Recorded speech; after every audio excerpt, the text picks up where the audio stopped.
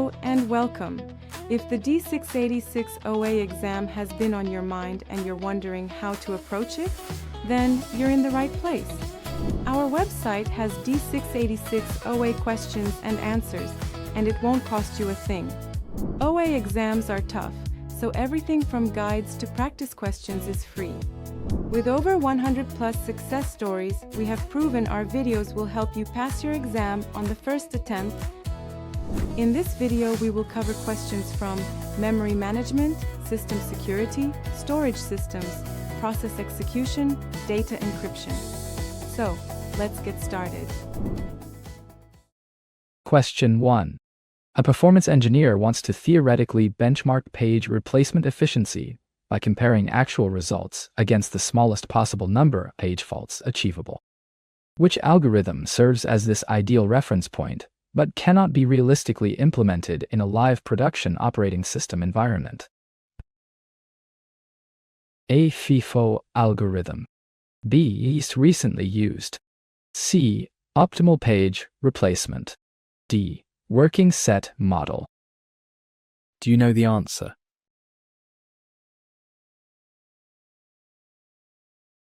Correct answer. C. Optimal page replacement. Option C is correct, because the optimal algorithm replaces the page that will not be used for the longest future time, producing fewest faults overall, but requires knowing future memory references. Option A is incorrect, because FIFO simply removes the oldest loaded page without considering usage patterns or future access needs, making it practical but often suboptimal for most real-world workloads today. Option B is incorrect because LRU approximates the optimal strategy by tracking past access patterns rather than future references, giving it slightly higher fault counts than the theoretical ideal benchmark. Option D is incorrect because the working set model manages frame allocation decisions based on recent locality rather than choosing victim pages, so it is not a replacement algorithm itself. Alright, let's break down the core concept behind this question.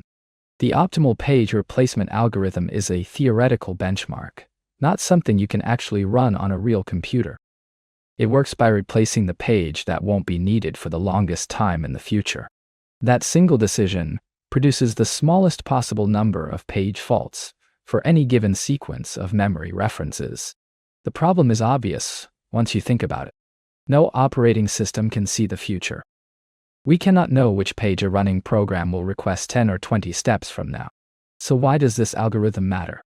It matters because researchers use it to measure how good real algorithms like FIFO. You run the same memory trace through optimal, then through your real algorithm, and the gap between the two tells you how much room there is for improvement. FIFO is too simple. LRU looks backwards at history, and the working set model manages frame allocation rather than picking a victim page. Only optimal gives you the theoretical floor of page faults. Here's a D686 OA exam tip for you. When you see words like theoretical, ideal, benchmark, or lowest possible faults paired with cannot be implemented, the answer is optimal. Quick recall hook: optimal equals Oracle, and an Oracle knows the future. Question 2. A junior developer is reviewing page replacement strategies for a new embedded system with very limited memory. She notices that one approach evicts whichever page entered memory first, regardless of how often or recently it has been accessed. Which algorithm is she examining? A. First in, first out. B. Optimal replacement.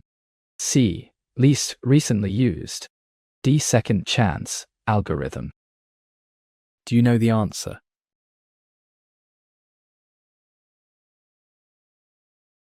Correct answer. A. First in, first out. Option A is correct because FIFO evicts pages in arrival order using a simple queue structure, ignoring how frequently or recently any particular page has been referenced by running processes. Option B is incorrect because optimal replacement evicts the page used furthest in the future, not the oldest arrival, and therefore requires knowledge the system cannot actually possess at runtime. Option C is incorrect because LRU evicts the page that has gone unused for the longest time, tracking recency of access rather than the order in which pages arrived into memory. Option D is incorrect because second chance improves on FIFO by giving recently referenced pages an additional opportunity before eviction, so it does not rely purely on plain arrival order. Let's dig into how the simplest page replacement algorithm actually works. First in, first out, or FIFO, treats memory like a line at a coffee shop. The first page that entered gets served first when eviction time comes. The operating system keeps a queue of pages in the order they arrived. When a page fault happens and memory is full, FIFO pulls the page from the front of the queue and kicks it out, regardless of whether that page is still being actively used. This is why FIFO is popular in embedded systems with tight memory budget. It needs almost no bookkeeping, just a simple queue. But the cost of that simplicity is real. A page that gets used constantly can still be evicted just because it happens to be the oldest one in memory. Optimal looks at the future, LRU tracks recency of use, and second chance gives pages an extra pass before eviction. Only FIFO cares purely about arrival order, nothing else. Here's a D686 exam tip for you. When the question uses the word oldest, arrival order, or simple queue, pick FIFO. Quick recall hook. FIFO equals first in, first out equals fairness by arrival, not by usage. Question 3. An operating system tracks how long each page has sat unused before eviction happens. When a fault occurs, the system discards the page that has waited longest since its last reference. Which approach most closely matches this described behavior pattern? A. First in, first out. B. Optimal replacement. C. Second chance algorithm. D. Least recently used. What do you think is the answer? Correct answer. D. Least recently used. Option D is correct because LRU evicts the page whose last access is furthest in the past, using past reference history as a reasonable predictor of future usage behavior across workloads. Option A is incorrect because FIFO selects based on the order of arrival rather than recency of access, meaning a frequently accessed old page would still be evicted first under this approach. Option B is incorrect because optimal replacement requires forward-looking knowledge of which page will not be used longest in the future, not backward-looking data about recent access history currently available. Option C is incorrect because second chance modifies FIFO using a reference bit, so it does not purely track recency of access across all resident pages currently held in memory. To really understand why LRU is the correct choice, let's look at how it tracks memory activity. Least recently used is built on a simple idea. If a page has not been touched in a long time, it probably will not be needed soon either. So when a fault happens and something must be evicted, LRU picks the page whose last access is furthest in the past. Think of it like cleaning out your closet. You do not throw away what you wore yesterday. You throw away what you have not worn in 2 years. The operating system stamps each page with the time of its most recent reference, or keeps them in a list ordered by recency. The page at the tail, the one untouched for the longest stretch, goes first. Last. FIFO uses arrival order, not recency. Optimal looks forward, not backward. Second chance adds a reference bit to FIFO, which is different from pure recency tracking. Only LRU evicts based on how long ago the last reference happened. Here's a D686 exam tip for you. If the question mentions longest unused, time since last reference, or recency of access, the answer is LRU. Quick recall hook. LRU equals look at recency of use. Question 4. A systems engineer expects that giving a process more frame allocation should always reduce page faults. She runs FIFO with 3 frames, then with 4 frames, and discovers that fault counts increased rather than decreased. Which phenomenon best explains this unexpected result? A. Thrashing condition. B. Belady's anomaly. C. Working set violation. D. Page fault frequency. Do you know the answer?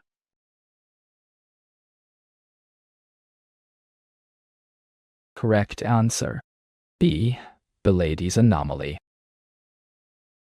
Option B is correct, because Belady's anomaly describes the counterintuitive situation in which FIFO replacement produces more page faults, as the number of allocated frames increases rather than fewer faults.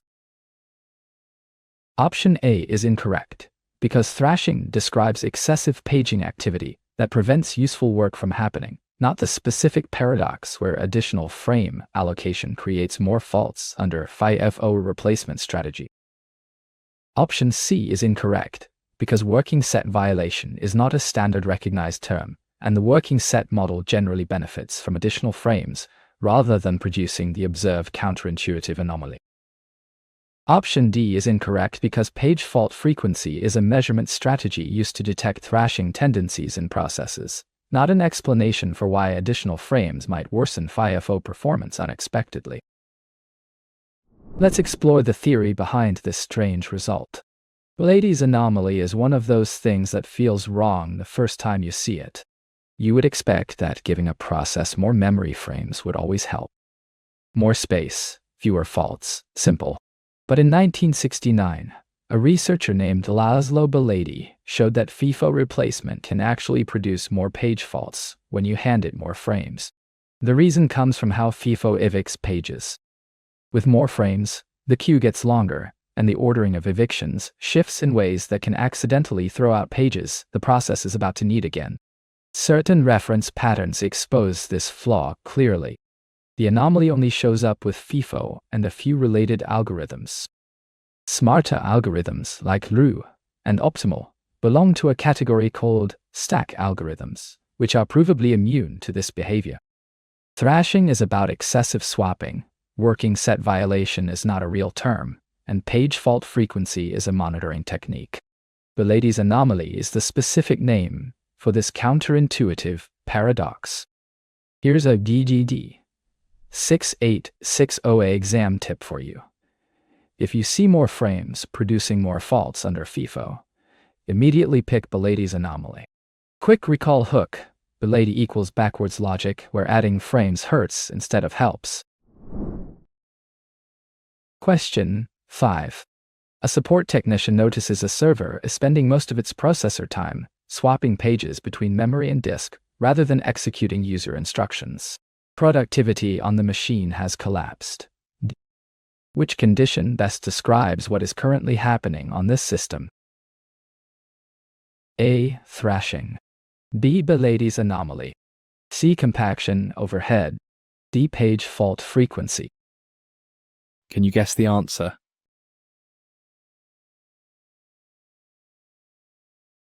Correct answer: A. Thrashing. Option A is correct, because thrashing occurs when a system spends more time swapping pages in and out of memory than actually executing useful work, causing severe performance degradation for users. Option B is incorrect, because Belady's anomaly refers to FIFO generating more faults with more frames, which is a specific paradox rather than the general collapse described in this observed scenario. Option C is incorrect, because compaction overhead relates to consolidating fragmented memory regions into contiguous blocks, not to excessive paging activity that prevents normal application progress on the server today. Option D is incorrect because page fault frequency is a monitoring technique used to detect thrashing, not the actual condition of excessive paging the technician is directly observing on the machine. This is a critical concept for the exam, so let's dig into what thrashing actually looks like. Imagine a server where the CPU is almost never running user code. Instead, It is busy pulling pages from disk into memory, only to have them evicted moments later, then pulled back in again. The system spends all its energy shuffling pages and almost none doing the work users actually want. That is thrashing. It happens when the combined working sets of all active processes exceed the physical memory available. Every process keeps taking page faults. Every fault steals time from real computation, and throughput collapses.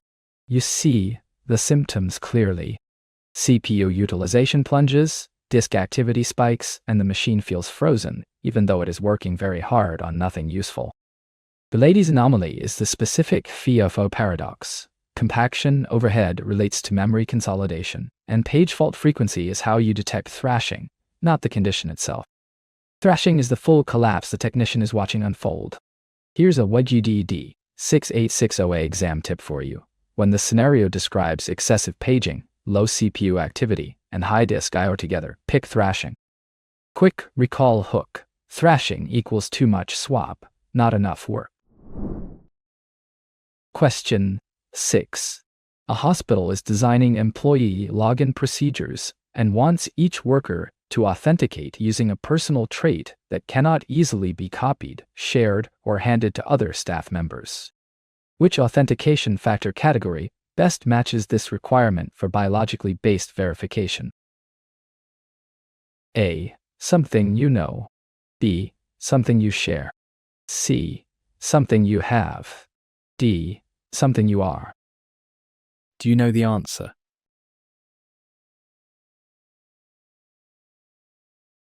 Correct answer. D. Something you are.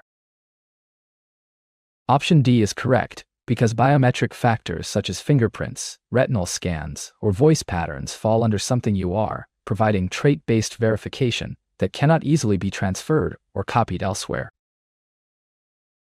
Option A is incorrect, because something you know refers to knowledge-based factors like passwords or PINs, which can be written down, shared verbally, or guessed by other people at some point. Option B is incorrect because something you share is not one of the 3 standard authentication factor categories recognized in cybersecurity literature and in standard operating systems textbooks used today. Option C is incorrect because something you have refers to possession-based factors such as smart cards, tokens, or phones, which can be lost, stolen, or physically handed to another person. Let's break down the 3 authentication factor categories and see why biometrics fit so well here. Authentication answers 1. Question: how do you prove you are who you claim to be? Security professionals group the answer into 3 buckets. Something you know, like a password or PIN. Something you have, like a phone or smart card. Something you are, meaning a physical or behavioral trait of your actual body. Fingerprints, retinal patterns, voice recognition, and facial geometry all fall into the 3rd category.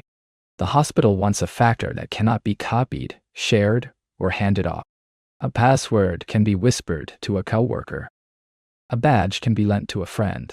But your fingerprint stays with you. That is exactly what something you are means. Something you share is not a standard category and is a distractor option. Watch for those fake categories on exam day. Here's a D686 exam tip for you. When the question mentions biological trait, cannot be shared or unique to the person, pick something you are. Quick recall hook. R equals anatomy, and your anatomy is you. Question 7. A user connects to a public coffee shop, wireless network, and unknowingly has her login credentials captured by an attacker who secretly relays traffic between her laptop and the real server. Which type of attack best describes what has just happened? A. Denial of service. B. Man in the middle. C. Session replay. D. Rootkit infection. Can you guess the answer?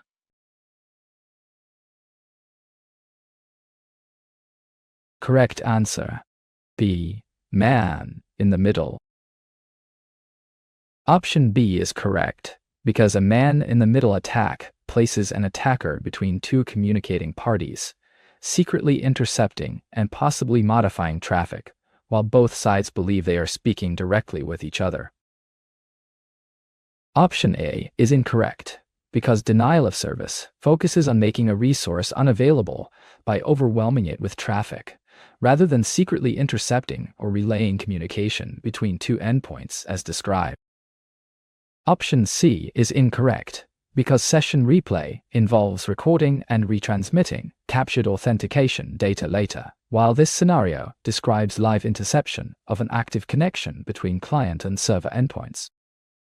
Option D is incorrect, because a rootkit is malicious software installed on a host to hide deeper compromise, not a network-based interception of traffic between two communicating parties over a public wireless network. Let's pull apart what really happens in this attack. A man-in-the-middle attack puts an attacker physically or logically between two parties who think they are talking directly to each other. On a public wireless network, this is dangerously easy. The attacker sets up a rogue access point or intercepts the shared radio traffic. When the user tries to reach her bank, her traffic flows through the attacker first, then on to the real server. The attacker can read every packet, capture credentials, and even rewrite responses before sending them along. Both endpoints see a normal-looking session. Neither one sees the extra hop. That invisible middle position is what defines the attack. Denial of service is about flooding a target. Session replay means capturing and retransmitting old authentication data later. A rootkit is malicious software that hides on a host.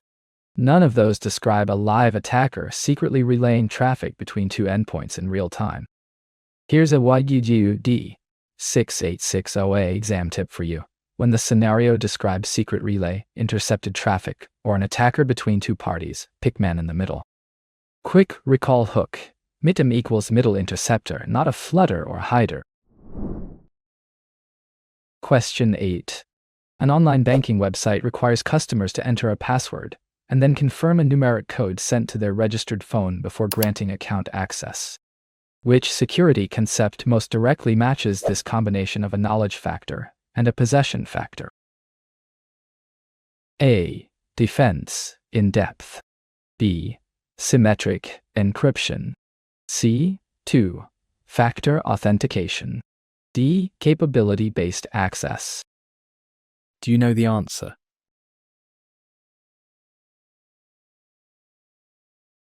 Correct answer.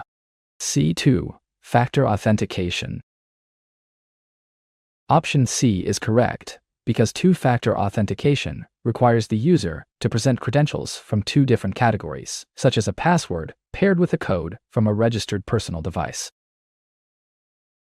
Option A is incorrect, because defense in depth refers broadly to layering multiple distinct security controls across a system, rather than specifically combining two authentication factor categories for a single login event. Option B is incorrect, because symmetric encryption concerns using one shared key for both encryption and decryption of data, which has no direct relationship to multi-factor user login procedures in practice. Option D is incorrect, because capability-based access describes how permissions are represented as tokens owned by subjects, not how a user proves identity using multiple independent verification factors during login. To really understand why two-factor authentication is the right answer, let's look at how authentication categories combine. Multi-factor authentication is the practice of requiring two or more factors from different categories for a single login event. The keyword is different. Using two passwords does not count because both come from the same category, something you know. The bank scenario combines a password, which is something you know, with a numeric code sent to a registered phone, which is something you have. Two different categories, one login, event die. That is textbook two-factor authentication, often shortened to 2FA. Why does this matter for security?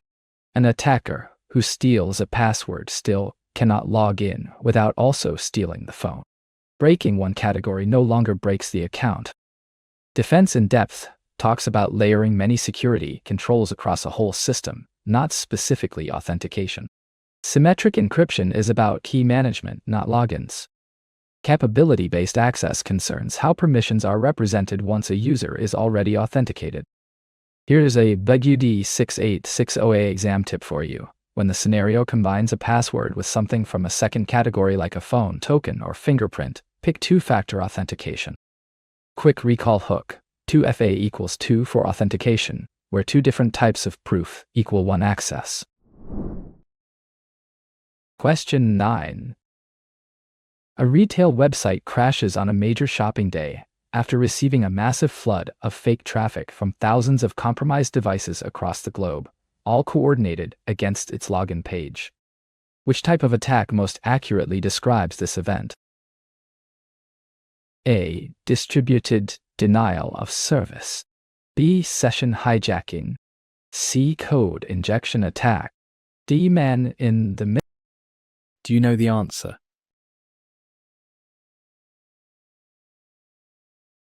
Middle. Correct answer. A. Distributed denial of service. Option A is correct because a distributed denial of service attack uses many compromised systems, often forming a botnet, to flood a target with traffic and overwhelm its capacity, making services unavailable. Option B is incorrect because session hijacking takes over an already authenticated user session, rather than flooding the target with fake traffic from many coordinated sources across the global internet. Option C is incorrect because code injection inserts malicious instructions into an application through unvalidated input, which targets program logic rather than overwhelming servers with fake connection attempts from many machines. Option D is incorrect because a man-in-the-middle attack intercepts and possibly modifies traffic between two endpoints, not flooding a single website from many globally distributed compromised machines at the same time. Let's dig into what makes this attack distributed and why that matters. A plain denial of service attack comes from a single source trying to overwhelm a target with traffic. That is easy to block. You identify the bad IP address and filter it. A distributed denial of service attack solves that problem by using thousands or even millions of compromised devices spread across the globe. The attacker controls these infected machines, called a botnet, through command and control servers. When the order goes out, every infected device hits the target at once with seemingly legitimate traffic. The retail website in the scenario cannot easily block the attack because there is no single source to ban. Real customers and attack traffic blend together. Capacity gets exhausted, services go down, and sales stop on the worst possible day. Session hijacking takes over an existing authenticated connection. Code injection inserts malicious input into application logic. Man-in-the-middle intercepts traffic between two parties. None of those match the coordinated global flood described in the question. Here's a D686 exam tip for you. When the scenario mentions many compromised devices, botnet, or coordinated global flood, pick DOC. Quick recall hook. DDoS equals distributed destruction of service, many attackers hammering one target. Question 10. A user discovers that all her personal files have been encrypted, and a pop-up demands payment in cryptocurrency to restore them. Meanwhile, her coworker complains that malware on his laptop is quietly recording keystrokes. How should each of these threats be categorized? A. Both are ransomware variants. B. Both are spyware variants. C. First is spyware, second is ransomware. D. First is ransomware, second is spyware. Can you guess the answer?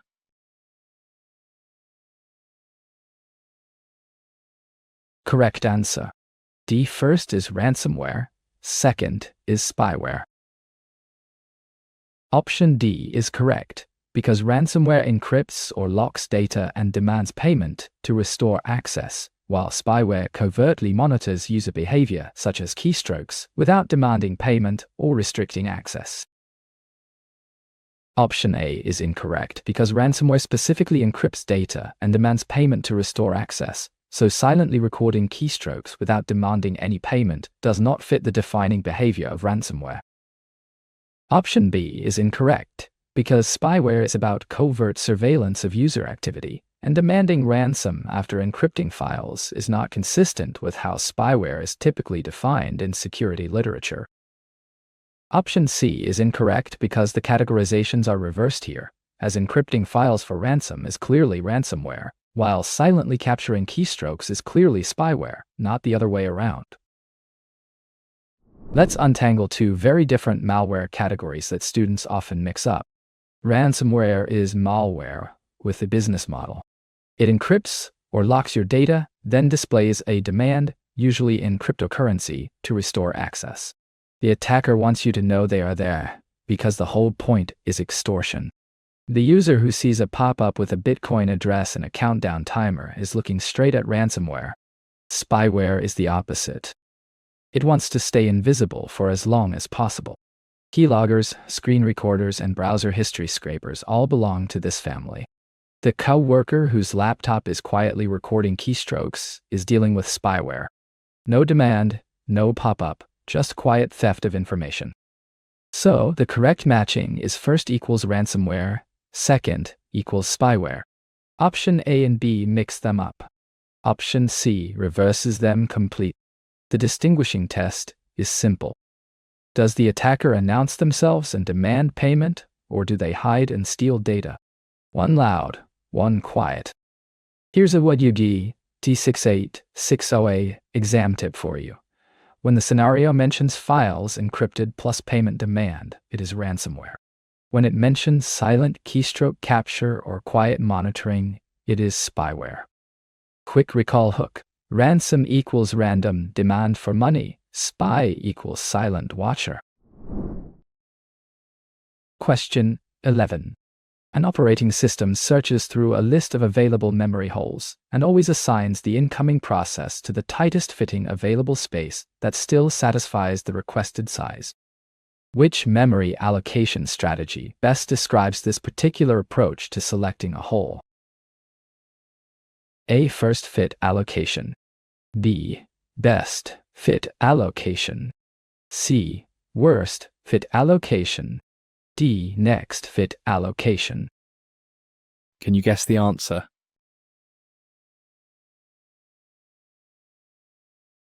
Correct answer. B. Best fit allocation. Option B is correct because best fit scans all available holes and places the process into the smallest hole that is still large enough to accommodate it, minimizing leftover fragment space inside memory. Option A is incorrect because first fit places the process into the first hole encountered that is large enough without comparing all holes to identify the tightest possible match across the list. Option C is incorrect because worst fit deliberately chooses the largest available hole, which leaves behind a big leftover fragment, which is the opposite of seeking the tightest possible fitting match. Option D is incorrect because next fit resumes the search from where it left off after the previous allocation, rather than comparing hole sizes to find the tightest available fit across the list. Let's break down the main memory allocation strategies so the right pick becomes obvious. When an operating system needs to place an incoming process into memory, it scans a list of free regions, sometimes called holes. Best fit is the strategy that searches the entire list of holes and chooses the smallest one that is still big enough for the request. The goal is a tight fit with little leftover space. Think of packing a box of odd-sized items. You pick the container just large enough so nothing rattles around. The upside is less wasted space inside each allocation. The downside is longer search time, because you must examine every hole, and over time you end up creating a pile of tiny useless holes that are too small for anything. First fit grabs the first hole that works without comparing the rest. Worst fit deliberately picks the largest hole, which is the opposite strategy. Next fit resumes searching from wherever the last allocation landed. Only best fit specifically targets the tightest possible match. Here's a D686 exam tip for you. When the question uses words like smallest hole that fits, tightest, or minimize waste per block, pick best fit. Quick recall hook. Best equals best snug fit, least leftover. Question 12. A developer configures an allocator to deliberately assign each incoming process to the largest available free region, hoping that the leftover remainder will remain big enough to satisfy future requests. Which allocation strategy best describes this somewhat counterintuitive placement decision? A. Best fit allocation. B. First fit allocation. C. Worst fit allocation. D. Buddy system allocation. What do you think is the answer? Correct answer. C. Worst fit allocation. Option C is correct, because worst fit places each request into the largest available hole, intentionally leaving a large remainder that the allocator hopes will remain useful for satisfying future incoming requests later. Option A is incorrect, because best fit chooses the smallest hole that fits the request, producing tight placements and small leftover fragments, which is the opposite of the described deliberate strategy here. Option B is incorrect, because first fit picks the earliest encountered hole that is large enough, without regard to whether that hole is the smallest, largest, or somewhere in between within the list. Option D is incorrect, because the buddy system divides memory into power of 2 blocks and allocates whole or split buddies, which differs from scanning a free list for the largest available hole. To really understand the logic behind this somewhat backward strategy, let's walk through how worst fit actually works. Worst fit scans the entire free list and places each request into the largest available hole. The reasoning sounds strange at first. Why pick the biggest hole? The idea is that by chopping a big hole into 2 pieces, one occupied and one free, the leftover piece will still be big enough to serve future requests. Best fit creates tiny unusable leftovers. Worst fit tries to keep leftovers usable. In practice, worst fit rarely performs as well as hoped. It wastes large contiguous regions on small processes, and often leaves the system without any very big holes left when a big request finally arrives. But it is a valid textbook strategy, and shows up on exams. Best fit looks for the smallest fitting hole, which is the opposite approach. First fit grabs the first viable hole without comparing others. The buddy system uses power of 2 blocks and splits them as needed, which is a separate allocation scheme entirely. Here's a D686 exam tip for you. When the question mentions largest hole, hopes leftover stays useful, or deliberately picks biggest region, pick worst fit. Quick recall hook. Worst equals widest leftover strategy. Question 13. An embedded systems engineer wants an allocator that is fast and simple, not necessarily optimal. It scans the free list from the beginning every time and places each incoming process into the very first hole that is large enough. Which strategy is being used? A. First fit allocation. B. Best fit allocation. C. Worst fit allocation. D. Next fit allocation. Do you know the answer?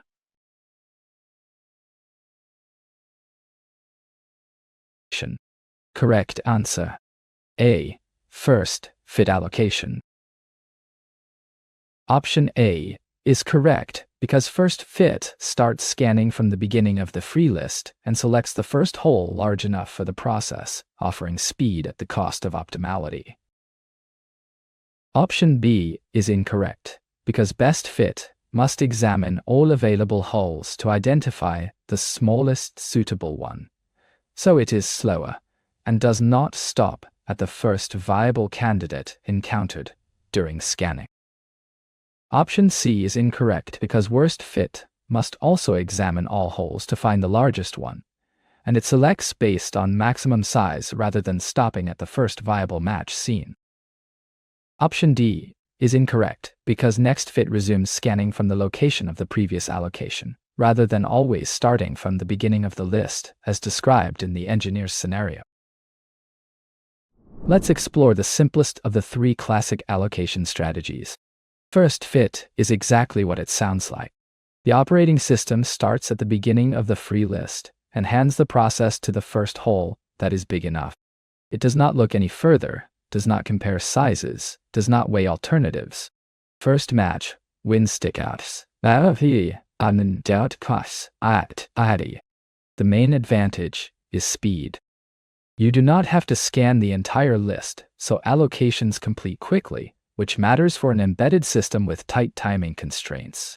The trade-off is that first fit does not optimize placement. A small process might get handed a huge hole just because that hole happened to come first, leaving a wasted remainder. Best fit would search the whole list for the smallest fitting hole, which is slower. Worst fit picks the largest hole deliberately. Next fit is a close cousin of first fit, but continues from where the previous allocation left off, instead of always starting over at the top. The engineer's decision to always scan from the beginning is what makes this first fit specifically. Here's a VGU D686 exam tip for you. When the question mentions first hole large enough, simple and fast, or scans from the start, pick first fit. Quick recall hook. First equals first to fit wins. Question 14. Over several hours of use, a memory allocator has produced many small free holes scattered throughout the address space. Even though the total free memory is enough for a new request, no single contiguous region is large enough. Which issue is this describing? A. Internal fragmentation. B. Bilaty's anomaly. C. Working set violation. D. External fragmentation. Do you know the answer?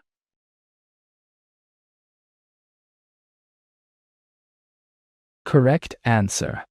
D. External fragmentation. Option D is correct, because external fragmentation occurs when free memory is split across many small, non-contiguous holes. So even sufficient total free space cannot satisfy a request needing one contiguous block. Option A is incorrect, because internal fragmentation refers to wasted space inside an allocated block, when the block is slightly larger than the process needs, not about scattered external holes across address space. Option B is incorrect, because Bilaty's anomaly is a paging phenomenon in which more frames produce more faults under FIFO, which is unrelated to scattered free memory in contiguous allocation systems or heaps. Option C is incorrect, because working set violation is not a recognized standard term, and the working set concept relates to paging behavior rather than scattered contiguous memory holes across the address space. Let's dig into why total free memory alone is not enough to serve a request. External fragmentation is the frustrating situation where an allocator has plenty of free space overall, but that space is broken into small pieces, scattered across the address space. Imagine you need 100 megabytes for a new process. The free list shows 10 megabytes here, 20 there, 15 somewhere else. Add it all up and you have more than enough. But no single piece is big enough to hold the request. That is external fragmentation. It builds up over time as processes allocate and release blocks of different sizes. Each cycle leaves behind small holes between allocated regions. The fix is compaction, which slides allocated blocks together to merge free holes into one big region, but compaction is expensive and disrupts running processes. Internal fragmentation is about wasted space inside an allocated block, not between them. Bilaty's anomaly is a specific FIFO paging paradox. Working set violation is not a standard term. External fragmentation is the only label that matches scattered unusable free space. Here's a VGU D686 exam tip for you. When the question mentions enough free memory, total but no single contiguous block, or scattered holes between allocations, pick external fragmentation. Quick recall hook. External equals exterior holes between blocks. Question 15. A fixed-size block allocator hands out blocks of a standard size to processes. When a process requests slightly less memory than the block holds, the unused portion inside the allocated block is wasted. Which specific type of fragmentation does this illustrate most directly? A. External fragmentation. B. Internal fragmentation. C. Compaction overhead. D. Segment gap wastage. What do you think is the answer? Correct answer. B. Internal fragmentation. Option B is correct, because internal fragmentation is the unused portion inside an allocated block that results when the block is slightly larger than what the process actually requires at allocation time. Option A is incorrect, because external fragmentation refers to unusable space scattered between allocated regions, not wasted space trapped inside an individual allocated block of fixed size being handed out. Option C is incorrect because compaction overhead describes the performance cost of moving allocated regions to merge free holes, not the wasted space inside a single allocated block at allocation time. Option D is incorrect because segment gap wastage is not a recognized standard term in operating systems memory management and does not describe the wasted space inside an allocated fixed block. Let's zoom in on the difference between wasted space inside a block versus between blocks. Internal fragmentation happens when an allocator hands out a block that is larger than what the process actually needs. Picture a fixed-size block allocator that always gives out 4 kilobyte chunks. A process requests 3 kilobytes and 100 bytes. The allocator still hands over the full 4 kilobyte block. The extra space inside that block, almost 900 bytes, sits unused. It cannot be given to anyone else because the block is already assigned. That trapped space is internal fragmentation. Fixed size allocation and paging systems are especially prone to this because block size rarely matches request size exactly. The unused tail of the last page of any process is internal fragmentation. External fragmentation is the opposite problem, where scattered free space exists between allocations rather than inside them. Compaction overhead is about the performance cost of merging holes. Segment gap wastage is not a recognized term. Internal fragmentation is specifically about waste trapped inside allocated blocks. Here's a D686 exam tip for you. When the question mentions wasted space inside a block, or fixed block bigger than the request, pick internal fragmentation. Quick recall hook: internal equals inside the block, trapped waste. Question 16. A Windows administrator wants to choose a file system feature that allows the operating system to recover from unexpected power loss or crashes without leaving the drive in a corrupted state. Which NTFS feature most directly supports this file system reliability goal? A. Master file table. B. Bit vector. C. Journaling. D. Boot control. Can you guess the answer? Block. Correct answer. C. Journaling. Option C is correct, because journaling records pending changes in a log before applying them, which allows the file system to replay or roll back incomplete operations after a crash or power loss. Option A is incorrect, because the master file table stores metadata about every file on an NTFS volume, which is essential for organization, but does not by itself provide crash recovery or log-based protection. Option B is incorrect, because a bit vector is a data structure used to track free and allocated blocks. So while it helps with allocation management, it does not ensure reliability after a sudden failure. Option D is incorrect, because the boot control block holds information needed to boot a volume, not the ongoing transaction log that protects file system integrity after an unexpected interruption or crash event. Let's explore the theory behind crash-safe file systems. Journaling is a file system feature that logs every pending change to a special area called the journal before applying the change to the actual file system structures. If the machine crashes or loses power partway through an operation, the operating system can read the journal on reboot and either finish the operation or roll it back cleanly. The result is a consistent file system without long recovery scans. On NTFS, this journal is part of what Microsoft calls the log file service. It tracks metadata changes like file creation, deletion, and renaming. Without journaling, a crash could leave files half-written or directory entries pointing to nowhere, which is how old FAT volumes famously corrupted themselves after sudden power loss. The master file table is where NTFS stores metadata records for files, which is essential but does not by itself protect against crashes. A bit vector tracks which blocks are free or used. The boot control block holds boot information for a volume. Only journaling provides the transactional protection described. Here's a D686 OA exam tip for you. When the question mentions crash recovery, transaction log, power loss protection, or consistent state, pick journaling. Quick recall hook. Journal equals journal before you jump. Always log before you change. Question 17. A Linux engineer is comparing two older file systems and notices that one includes a transaction log that records pending changes, while the other does not have this capability and must rely on full consistency checks after a crash. Which is the newer file system?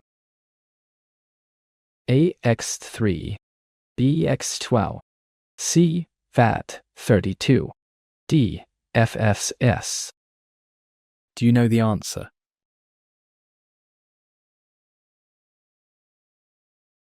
Correct answer, C. A. X3. Option A is correct because XT3 introduced journaling on top of the X2 design, adding a transaction log that allows faster recovery after crashes compared to the full consistency check required by older XT2. Option B is incorrect because X2 is the older design that lacks journaling, which is exactly the system in the scenario requiring a full consistency check rather than having a transaction log available. Option C is incorrect because FAT32 is a Windows family file system with its own separate design history and is not part of the X family evolution being compared in this scenario between two engineers. Option D is incorrect because FS is the older Berkeley fast file system used on Unix variants, not a Linux family file system being compared directly to X2 in this particular question about journaling. Let's break down the evolution of Linux file systems so the timeline becomes clear. The X family refers to extended file systems on Linux, and they came in stages. X2 was the original workhorse for many years. It was reliable, but had one big weakness. After a crash or power loss, the whole disk had to be scanned for consistency using a tool called fscan, which could take hours on a large volume. X3 solved that problem by adding journaling on top of the existing X2 design. The on-disk structures stayed mostly compatible, but a new transaction log tracked pending metadata changes. After a crash, X3 could replay the log and recover in seconds instead of hours. That is the key distinction in this question. The scenario describes one file system with a transaction log and one without. The one with journaling is the newer file system, which is X3. X2 lacks journaling, so it is the older one. FAT32 is from the Windows family with its own separate history. FS is the Berkeley fast file system used on Unix variants, not part of the X lineage at all. Here's a YGD D686 OA exam tip for you. When the question compares two Linux file systems where only one has a journal, the newer one with journaling is X3. Quick recall hook. X3 equals X2 plus journal. Question 18. On a Windows server, the administrator is investigating how the operating system keeps track of every file on an NTFS volume, including location on disk, timestamps, permissions, and even tiny files stored entirely in line. Which structure is she primarily looking at? A. File allocation table. B. Boot control block. C. Bit vector. D. Master file table. Can you guess the answer?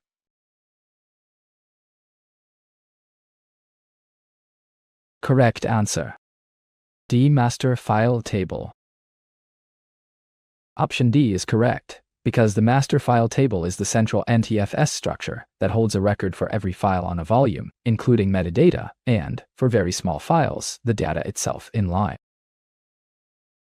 Option A is incorrect, because the file allocation table belongs to FAT family file systems, not NTFS, and tracks cluster chains rather than providing rich per-file metadata like the master file table provides. Option B is incorrect, because the boot control block stores information needed to load the operating system from a volume, not per-file metadata or inline content for small files on the NTFS volume itself.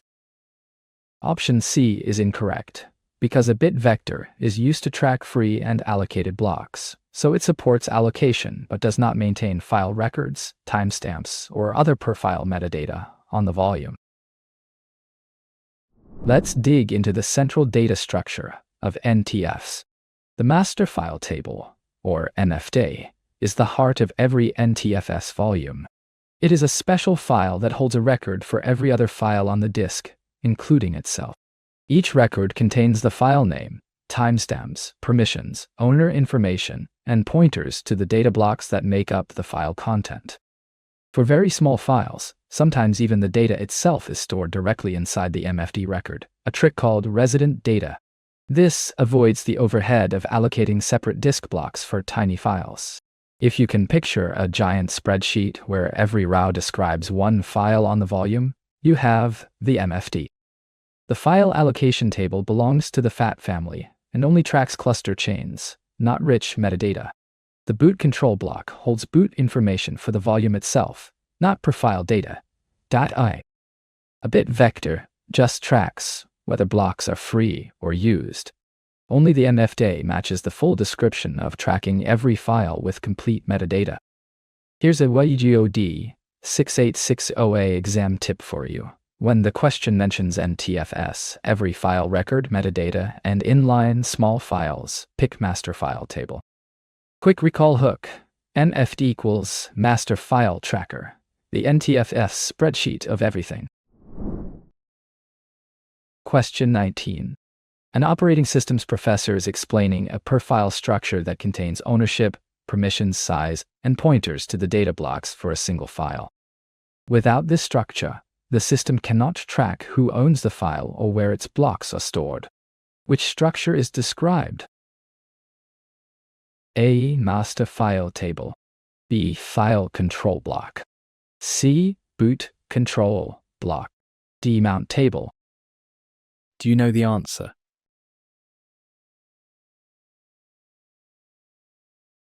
Correct answer. B. File control block.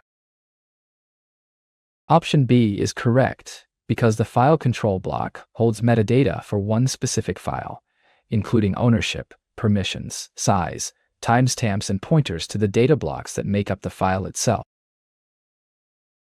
Option A is incorrect, because the master file table is a volume-wide NTFS structure containing records for every file, whereas the question describes a per-file structure rather than a volume-wide table of file records.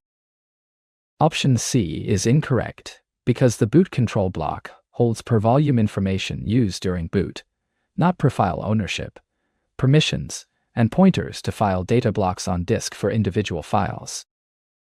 Option D is incorrect, because the mount table tracks which volumes or file systems are mounted on which directories, not the ownership and data block pointers of any individual file on a volume. Let's look at what happens at the individual file level, regardless of which file system is used. The file control block, or FCB, is a per-file data structure that the operating system maintains for each file it knows about. Think of it as the file's ID card. It holds ownership information, permissions, size, timestamps, and pointers to the actual data blocks stored on disk. Without an FCB, the system literally cannot locate or manage the file. On Unix-like systems, the FCB concept maps to the inode structure. On Windows NTFs, each file has a record in the master file table that plays a similar role. The exact name varies, but the idea is the same. One structure per file, holding everything the system needs to work with it. The master file table is a volume-wide structure containing records for every file, not a single per-file structure. The boot control block holds per-volume boot information. The mount table tracks which volumes are attached, to which mount points across the system. Only the file control block specifically describes one file at a time. Here's a D686 exam tip for you. When the question describes one per file structure holding ownership, permissions, and data pointers, pick file control block. Quick recall hook, FCB equals file's complete biography. Question 20. A developer needs to select a modern Linux file system that supports very large files and volumes, uses multi-block allocation to improve throughput, and extends journaling features from its predecessor. Which Linux file system most closely matches this set of requirements? A. Xtau. X2. B. FAT32. C. Ext4. D. NTFS. Do you know the answer?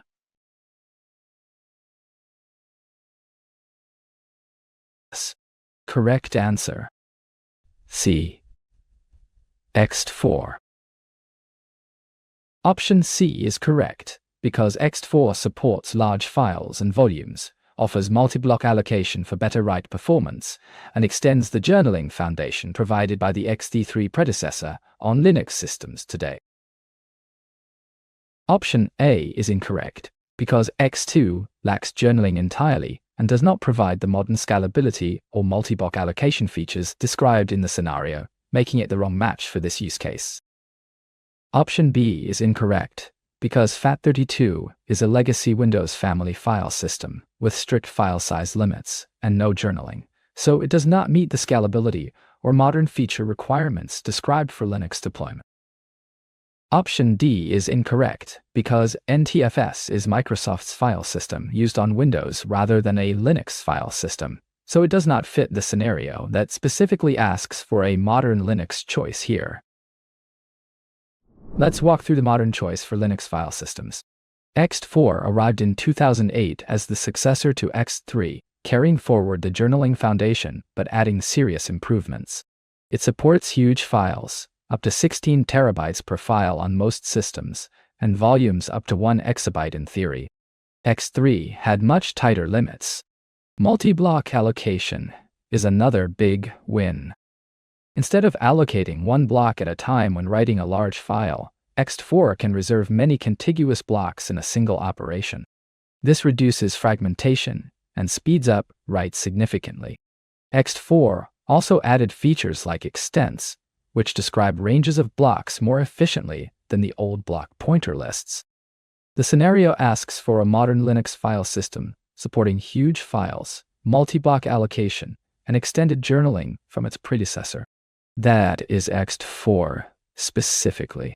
X2 has no journaling at all. FAT32 is legacy Windows with a 4 GB file size cap.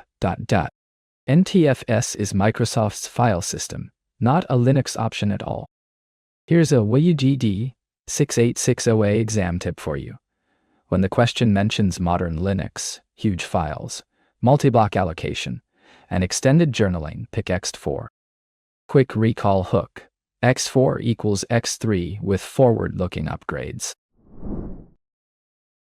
Question 21. A storage engineer wants a disk scheduler that always picks the request nearest to the current head position to minimize arm movement time. Although it can cause starvation of distant requests, it generally offers better average response times. Which algorithm is she describing? A. Shortest seek time first. B. First come, first served. C. C-scan algorithm. D. Scan or elevator algorithm. Do you know the answer?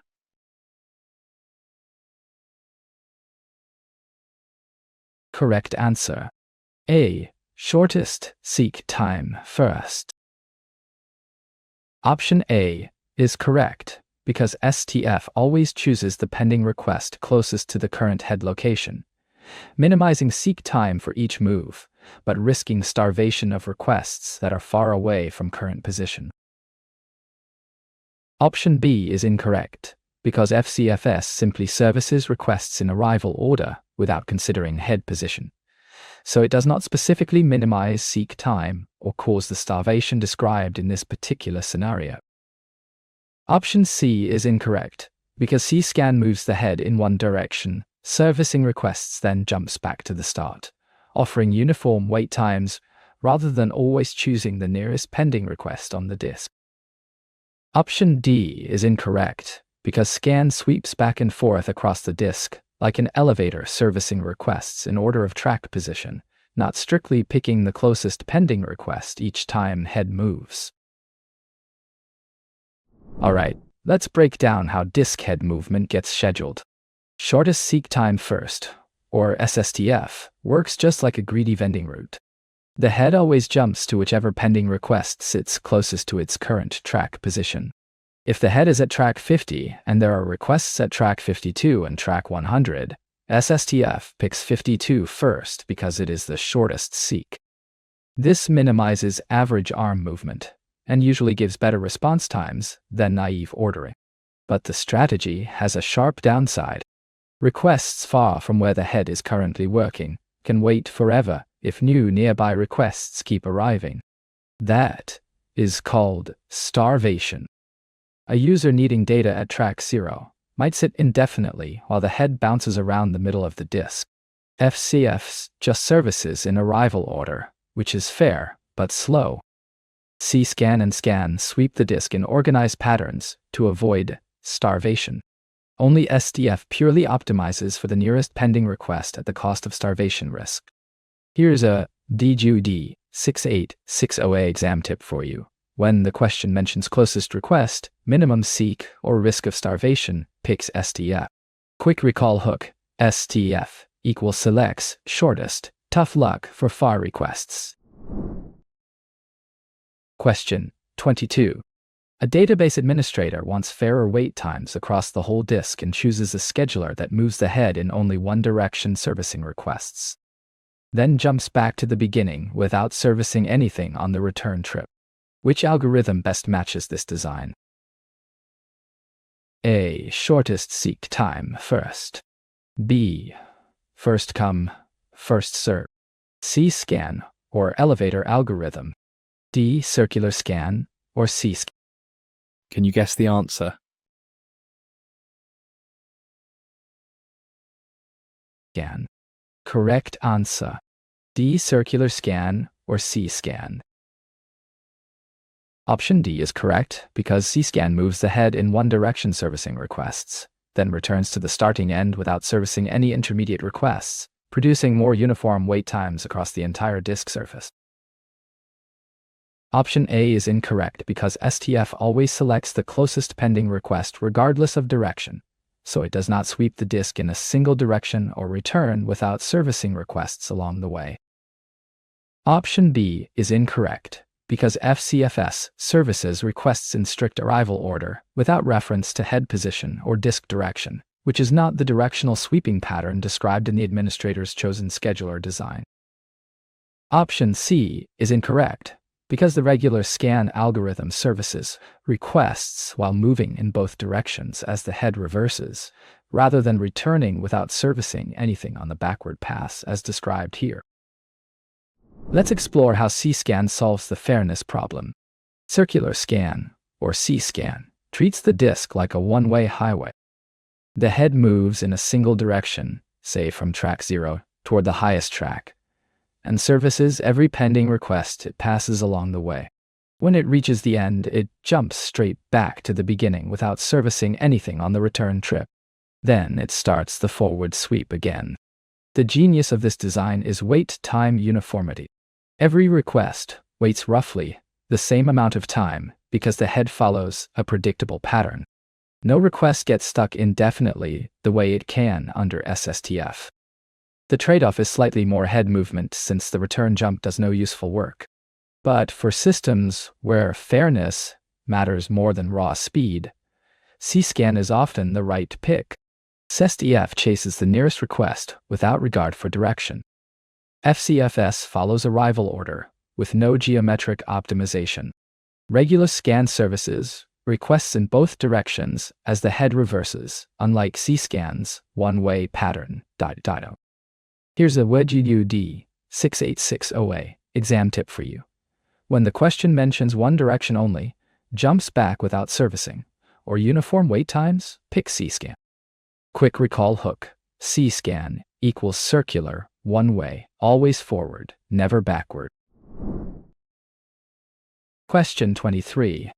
A system designer chooses a disk scheduler that moves the head back and forth like an elevator across the platter, servicing requests in both directions as it passes each pending position. Which classic scheduling algorithm is being described in this scenario? A. C-scan algorithm. B. Scan or elevator algorithm. C. Shortest seek time first. D. First come, first served. Do you know the answer?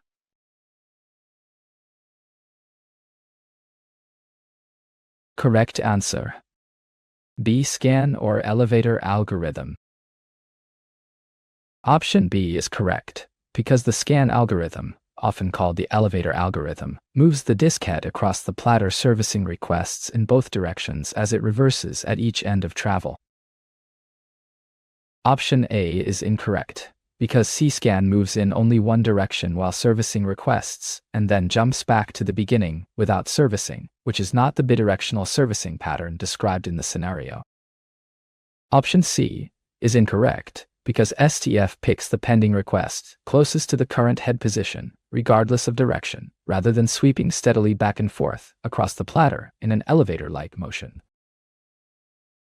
Option D is incorrect, because FCFS services requests in strict arrival order, so the head motion follows the arrival sequence rather than a predictable back-and-forth elevator-like pattern across the entire disk surface. Let's walk through the scan algorithm, often called the elevator algorithm for good reason. Imagine an elevator in a tall building. It goes up, stopping at every floor that has a request. When it reaches the top, it reverses and comes down, stopping at every floor that requested a ride. That is exactly how the scan disk scheduler works. The head moves in one direction servicing requests in track order, reverses when it hits the edge of pending requests, and services requests on the way back too. Both sweeps do useful work. This gives better overall throughput than C-scan because there are no wasted return jumps. But requests near the extreme edges can wait longer than ones in the middle, since the middle gets visited twice per full sweep, while the edges only get visited once.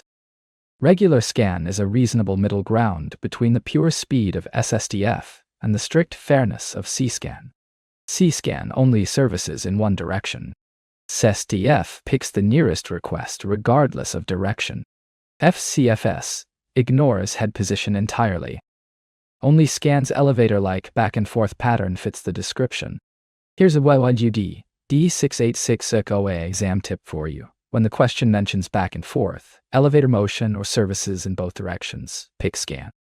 Quick recall hook. Scan equals sweep both ways like an elevator. Question 24. A new programmer is writing a driver that repeatedly checks a device status register to see whether the device is ready, tying up the processor during the wait. Her senior engineer compares this to a child constantly asking if they have arrived yet. Which mechanism is being used? A. Interrupt-driven I/O. B. Direct memory access. C. Polling. D. Device controller signaling. What do you think is the answer? Correct answer. C. Polling. Option C is correct, because polling continuously checks a device's status register to determine readiness, which keeps the processor busy waiting, and matches the analogy of repeatedly asking the same question over and over. Option A is incorrect, because interrupt-driven I/O notifies the processor only when the device has something to report, so the processor does not need to repeatedly check device status in a tight loop.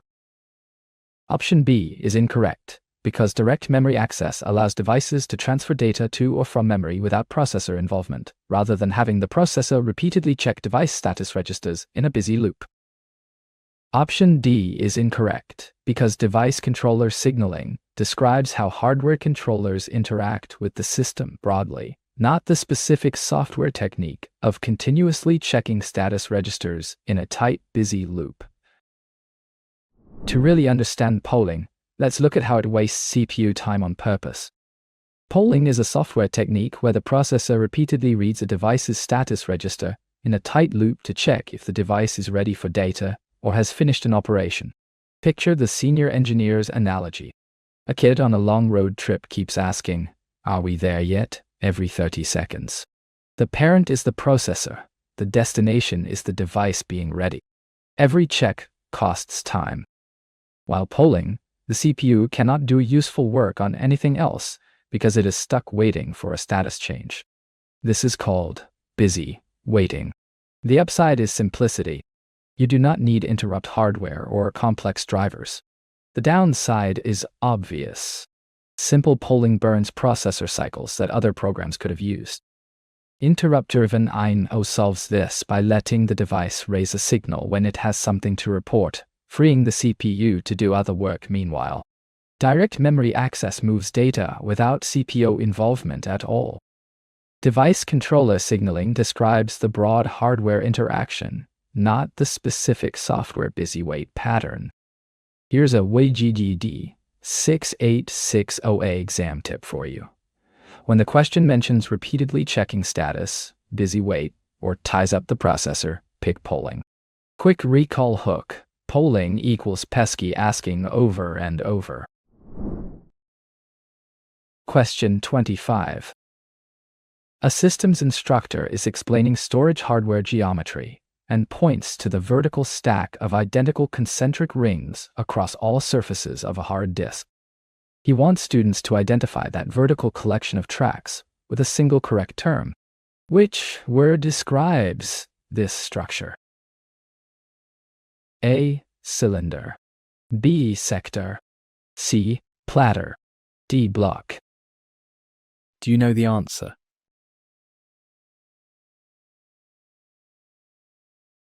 Correct answer. A. Cylinder. Option A is correct, because a cylinder is the set of tracks at the same radius across all the disk surfaces in a stack, reachable without moving the read-write head arm position at all. Option B is incorrect, because a sector is the smallest addressable portion of a single track, not the vertical collection of tracks across all surfaces of the platter stack inside the disk drive. Option C is incorrect, because a platter is an individual magnetic disk in the stack, not the set of tracks at the same radius across every surface in the full assembly of platters. Option D is incorrect, because a block is a logical unit used by the file system or operating system abstractions, not the physical geometry term for a vertical stack of tracks across the disk. Let's visualize the physical layout of a hard disk to make this term click. A hard disk drive is not a single flat surface. Inside the case, you find a stack of round magnetic platters, each coated on both sides.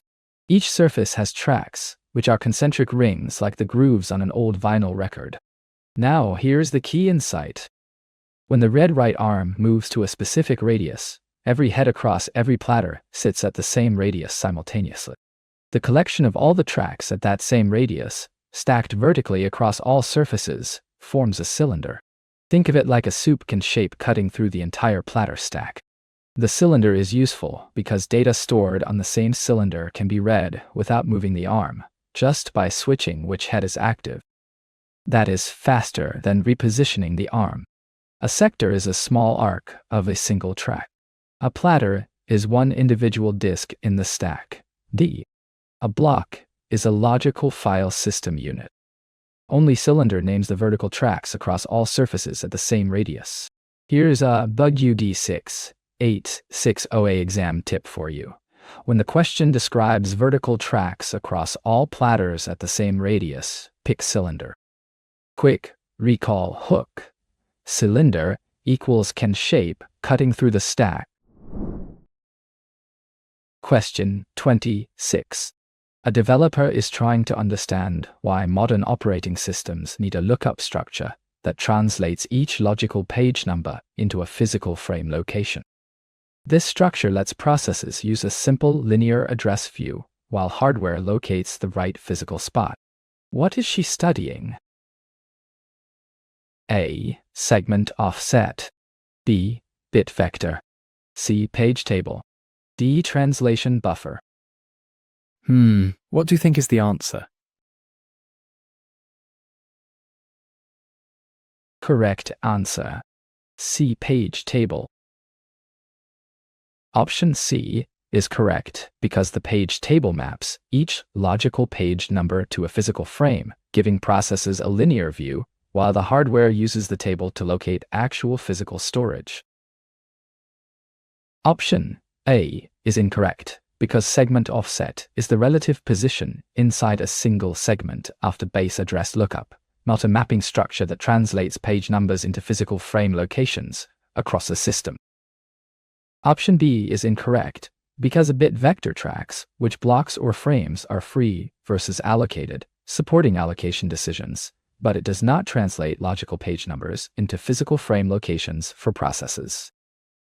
Option D is incorrect because the translation look-aside buffer caches recent page-to-frame lookups to speed translation, but it is a cache of page table results rather than the primary mapping structure itself. Let's dig into the structure that makes virtual memory possible.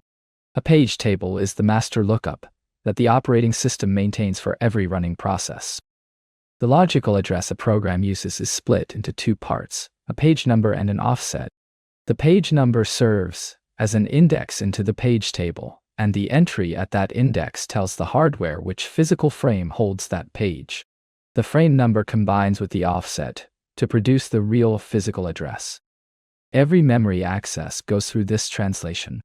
Without the page table, a process could not reference memory correctly because its logical addresses would mean nothing to the hardware.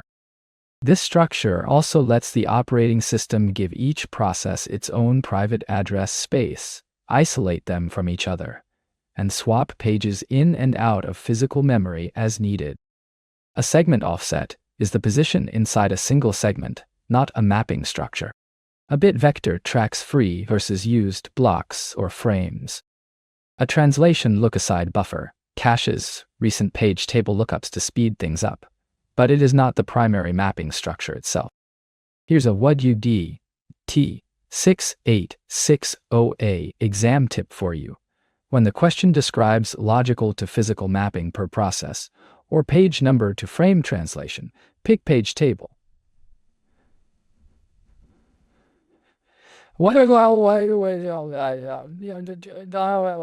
Quick recall hook. Page table equals pages to physical translator. Question 27. A student is reviewing how a logical address space gets divided into fixed-size pieces that the operating system uses as the basic unit for mapping into physical memory. Each such piece matches one frame in the physical address space. What is the name of this unit? A. Page. B. Segment. C. Block. D. Sector. Do you know the answer?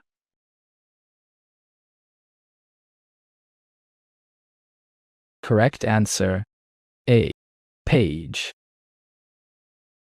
Option A is correct because a page is a fixed-size unit in the logical address space that the operating system maps to a single frame in physical memory using the page table structure. Option B is incorrect because a segment is a variable-sized unit representing a logical region of code or data, not a fixed-size piece of logical address space that matches a physical frame. Option C is incorrect, because a block is a unit used by file systems or disk storage to group bytes on the device, not the unit of logical address space that maps onto a frame. Option D is incorrect, because a sector is the smallest physical unit of data that a disk drive can read or write, rather than a fixed piece of the logical address space for processes. Let's explore the basic unit of paging, so the terminology locks in. A page is a fixed-size chunk of logical address space. When the operating system uses paging, it divides every process's logical memory into these equal-sized pages, typically 4 kilobytes each on modern systems. Each page matches the size of a frame in physical memory, which is the hardware slot where a page gets loaded. Because pages and frames have identical sizes, any page can be placed in any available frame. This flexibility is why paging avoids external fragmentation. The operating system just needs to find a free frame, update the page table, and the program keeps running as if nothing changed. A segment is a variable-sized logical region, which is different from a fixed-size page. A block is a file system or disk storage concept for grouping bytes on a device. A sector is the smallest physical read-write unit on a disk. Only page fits the specific description of a fixed-size logical unit mapped to a physical frame. Here's a D686 exam tip for you. When the question mentions fixed-size logical unit equal to a frame or part of the process address space, pick page. Quick recall hook. Page equals piece of logical memory mapped to frame. Question 28. A computer engineer wants to identify the fixed-size slot in physical memory where a single page from a process address space gets loaded. The operating system maintains an entry for each such slot in its allocation structures. What is this physical slot called? A. Page. B. Segment. C. Block. D. Page frame. Do you know the answer?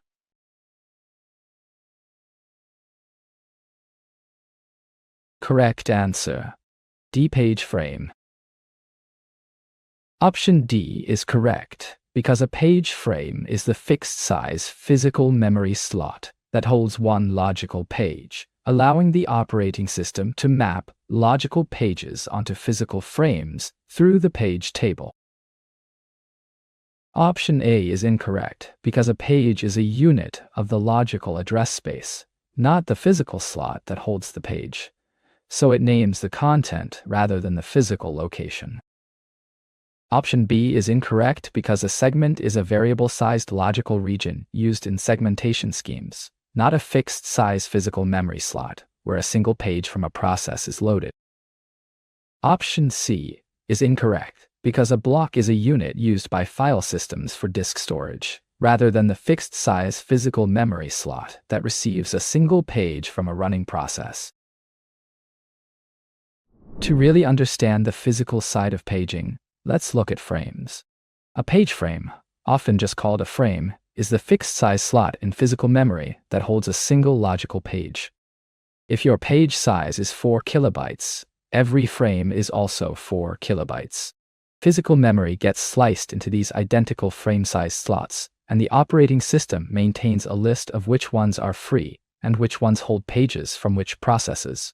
Here is the important pairing to remember. Pages live in the logical address space of a process. Frames live in the physical address space of the hardware. The page table tells you which frame each page currently occupies. Pages and frames are two sides of the same coin. A page is the logical side. A frame is the physical side. A segment is variable-sized. A block is a file system or disk concept. So option A, page, names the logical piece, not the physical slot. Only page frame fits the specific description of a fixed-size physical memory location where one logical page is loaded. Here's a D686 exam tip for you. When the question mentions physical slot, loaded destination, or hardware memory location for a page, pick page frame. Quick recall hook. frame equals physical home of a page. Question 29. A software engineer is debugging a process and realizes that the addresses the process sees and manipulates are not the real hardware addresses. They are instead the set of addresses generated by the program itself during execution. What is this collection of addresses called? A. Physical address space. B. Logical address space. T. Virtual frame set.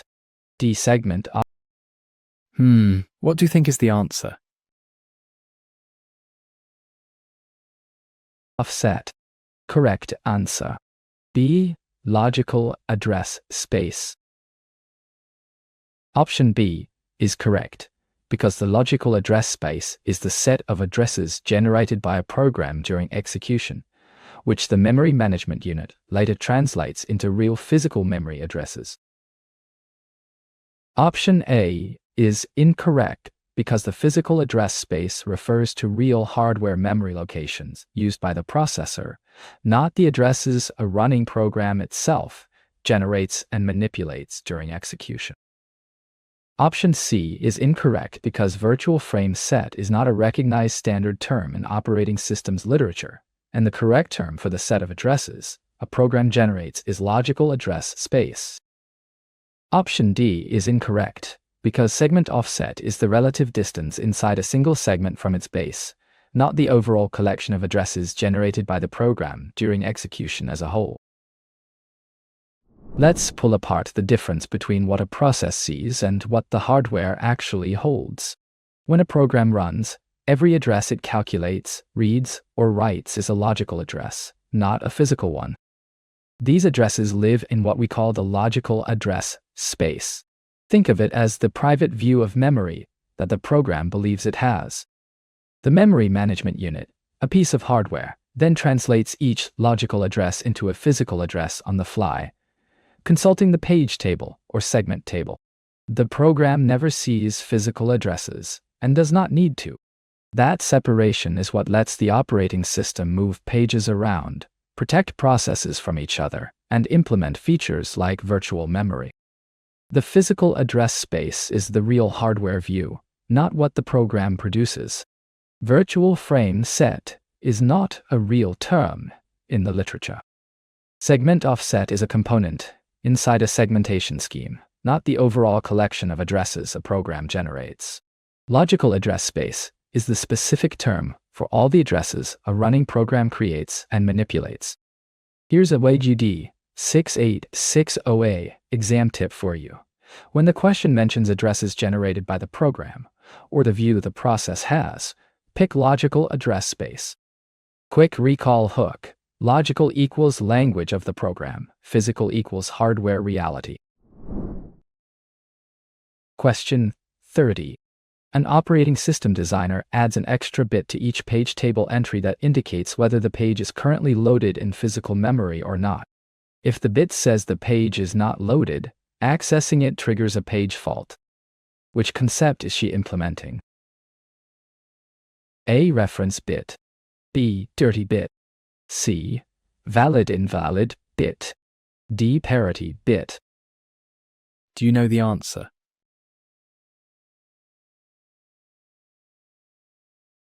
Correct answer. C. Valid-invalid bit. Option C is correct, because the valid-invalid bit in a page table entry indicates whether the reference page is currently present in physical memory, triggering a page fault when the bit shows invalid status. Option A is incorrect, because the reference bit marks whether a page has been recently accessed for page replacement decisions, not whether the page is currently loaded into physical memory or swapped out. Option B is incorrect, because the dirty bit indicates whether a page has been modified since being loaded, signaling the need to write back on replacement, not whether the page is currently in memory. Option D is incorrect, because the parity bit is used for simple error detection in data transmissions or storage reads, not for indicating whether a page is currently resident in physical memory for processes. Let's walk through one of the smallest but most important bits in any page table entry. The valid-invalid bit, sometimes called the present bit, tells the hardware whether the page referenced by this entry is actually loaded in physical memory right now. If the bit is valid, the mapping is good, and the access proceeds normally. If the bit is invalid, the page is either not in memory, was swapped out to disk, or never existed in this process's address space. Trying to access an invalid page triggers a page fault, which is a trap that gives control to the operating system. The operating system then decides what to do. Maybe it brings the page back from swap space. Maybe it terminates the process for illegal access. This single bit is what makes demand paging work. Pages do not need to live in memory until they are actually used. The reference bit is about recency for page replacement decisions. The dirty bit flags whether a page was modified, so the system knows if it needs writing back to disk. The parity bit is for error detection in hardware. Only the valid invalid bit triggers a page fault when the page is not present.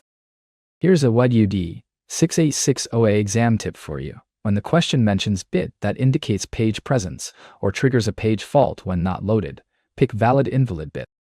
Quick recall hook.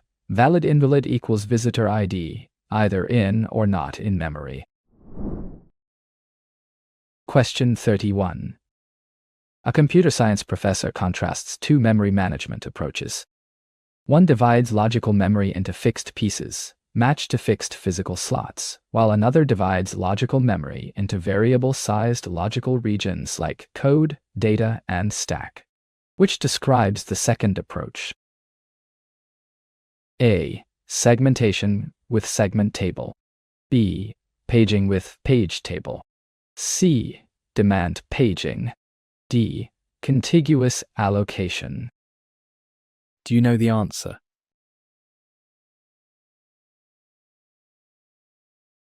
Correct answer. Correct answer. A. Segmentation with segment table. Option A is correct, because segmentation divides logical memory into variable-sized regions, such as code, data, and stack, and each entry in the segment table records the base address and length of a segment. Option B is incorrect, because paging divides logical memory into fixed-size pages mapped to equally sized physical frames, which matches the first approach in the professor's contrast rather than the second one. Option C is incorrect, because demand paging is a specific policy where pages load only when accessed, which is a variant of paging rather than the logical segmentation approach being described in this scenario. Option D is incorrect, because contiguous allocation refers to placing a whole process in one continuous memory block without internal logical divisions, not dividing memory into variable-sized, named regions like code, data, and stack. Let's explore the theory behind segmentation, so the contrast becomes clear. Segmentation divides a process's logical memory according to how the program naturally uses it, not according to fixed hardware chunks. A program has code, data, stack, and heap, each with its own purpose and typically different sizes. Segmentation gives each of these its own segment, with a base address and a length limit recorded in a segment table. When the program accesses an address, it specifies which segment it wants and an offset inside that segment. The hardware looks up the base in the segment table, adds the offset, and checks that the result is within the length. This matches how programmers think about memory. Paging, on the other hand, chops everything into uniform fixed-size pieces, regardless of program meaning. Demand paging is a policy variant of paging, not segmentation. Contiguous allocation puts the whole process in one continuous block, with no internal logical divisions. Only segmentation with a segment table matches the scenario of variable-sized logical regions, like code, data, and stack. Here's a D686 exam tip for you. When the question mentions variable-sized regions, named program parts like code and stack, or base and limit table, pick segmentation.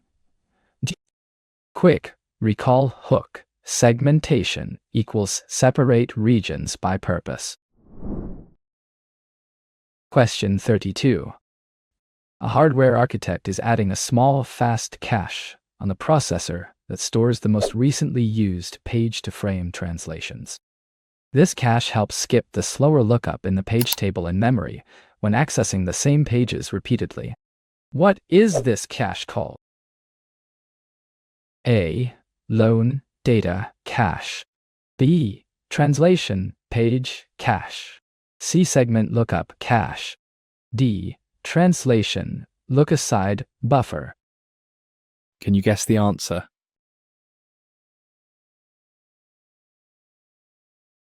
Correct answer. D. Translation look-aside buffer.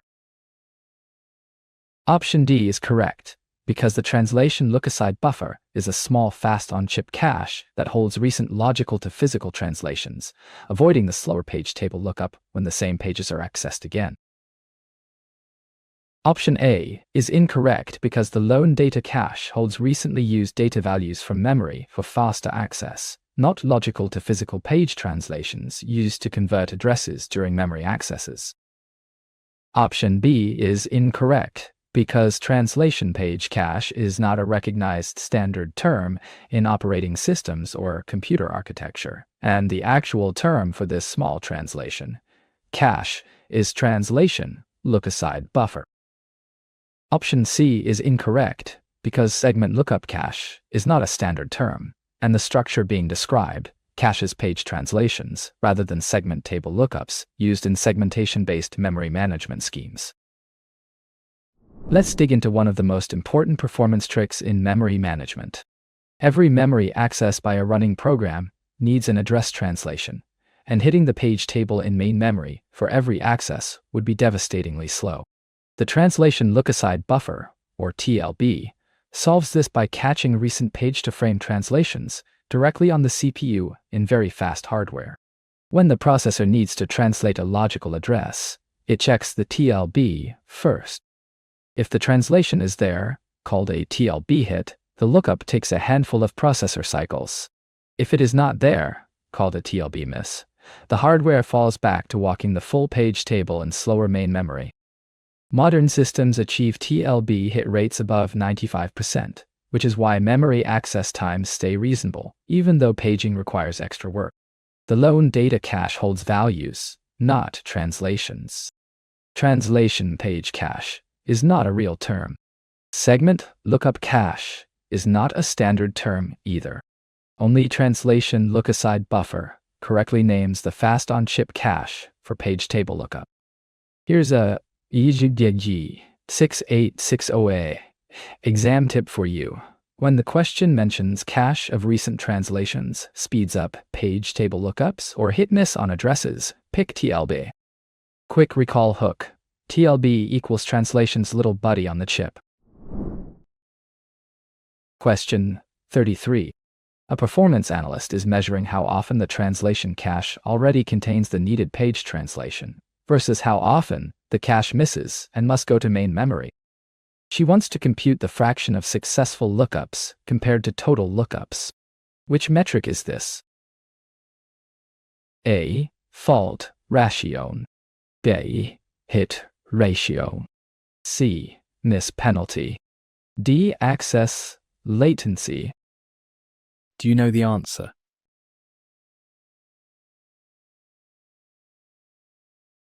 Correct answer. B. Hit ratio.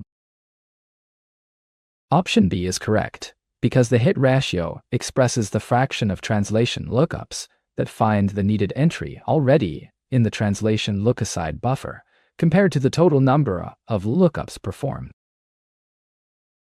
Option A is incorrect, because fault ratio typically refers to page fault frequency, measuring how often accesses miss physical memory entirely and need disk, not how often the translation cache succeeds on lookups. Option C is incorrect, because miss penalty is the time cost paid when a lookup fails and must consult a slower source, not the success fraction that the analyst wants to compute here. Option D is incorrect, because access latency measures the total time required to complete a memory access operation, rather than the fraction of lookups that successfully find their entry already in the cache. Let's break down a metric that shows up across caching, paging, and memory systems. The hit ratio is the fraction of lookups that succeed on the fast path, divided by the total number of lookups. If a system performs 1000 TLB lookups, and 95 of them find the needed translation already cached, the hit ratio is 95%. Simple division. Hit ratios matter because they directly affect average memory access time. A high hit ratio means most accesses are fast, while a low hit ratio means the system is constantly falling back to slower paths like main memory or disk. Engineers track hit ratios obsessively because small changes make huge performance differences. Fault ratio usually refers to page faults where the page is not in memory at all, not TLB misses. Miss penalty is the time cost of a single miss, not the success fraction. Access latency measures total operation time, not the success fraction of lookups. Only hit ratio specifically names the fraction of successful lookups compared to total lookups. Here's a what you D686 exam tip for you. When the question mentions fraction of successful cache lookups, or how often the cache has what is needed, pick hit ratio. Quick recall hook. Hit ratio equals how often we hit the cache. Question 34. A systems developer is converting a logical address in a segmented system. After finding the segment base, she must combine it with a second value representing the relative position within that segment to get the physical address. What does this second value represent? A. Segment limit. B. Page offset. C. Segment offset. D. Segment index. What do you think is the answer? Correct answer. C. Segment offset. Option C is correct, because the segment offset represents the relative position of a memory address inside a specific segment, measured from the segment base, and is added to the base to form the address. Option A is incorrect because segment limit specifies the maximum length of a segment and is used to check that an access stays inside the segment, not the relative position of an address within it. Option B is incorrect because page offset is the relative position within a page rather than within a segment, even though the two terms share similar meaning in their respective address translation schemes. Option D is incorrect because segment index is the selector used to look up the correct entry in the segment table, not the relative position within a segment that is added to its base. Let's pull apart address translation in a segmented system to see where the offset fits. In segmentation, a logical address has two parts. The segment number selects which segment to use, and the segment offset tells you how far into that segment the target byte sits. Think of it like an apartment building. The segment number is the building, and the offset is the room number inside that building. The hardware looks up the segment number in the segment table to get the base address of the segment. Then it adds the offset to the base, giving the physical address. The hardware also checks the offset against the segment limit to make sure the access is not past the end of the segment. If it is, you get a segmentation fault. Segment limit is the maximum allowed value for the offset, used for bounds checking. Page offset is the equivalent in paging systems, within a single page. Segment index is another name for the segment number, not the offset. Only segment offset specifically names the relative position inside a segment that adds to the base. Here's a what you D686 exam tip for you. When the question mentions relative position inside a segment or adds to the base address, pick segment offset. Quick recall hook. Offset equals off from the start, distance into the segment. Question 35. An operating system is converting a logical address produced by a running process into a real physical address in main memory. This conversion happens on every memory access and relies on data structures maintained by the operating system. What is this overall process generically called? A. Address translation. B. Memory mapping. C. Segment fault. D. Page eviction. Do you know the answer?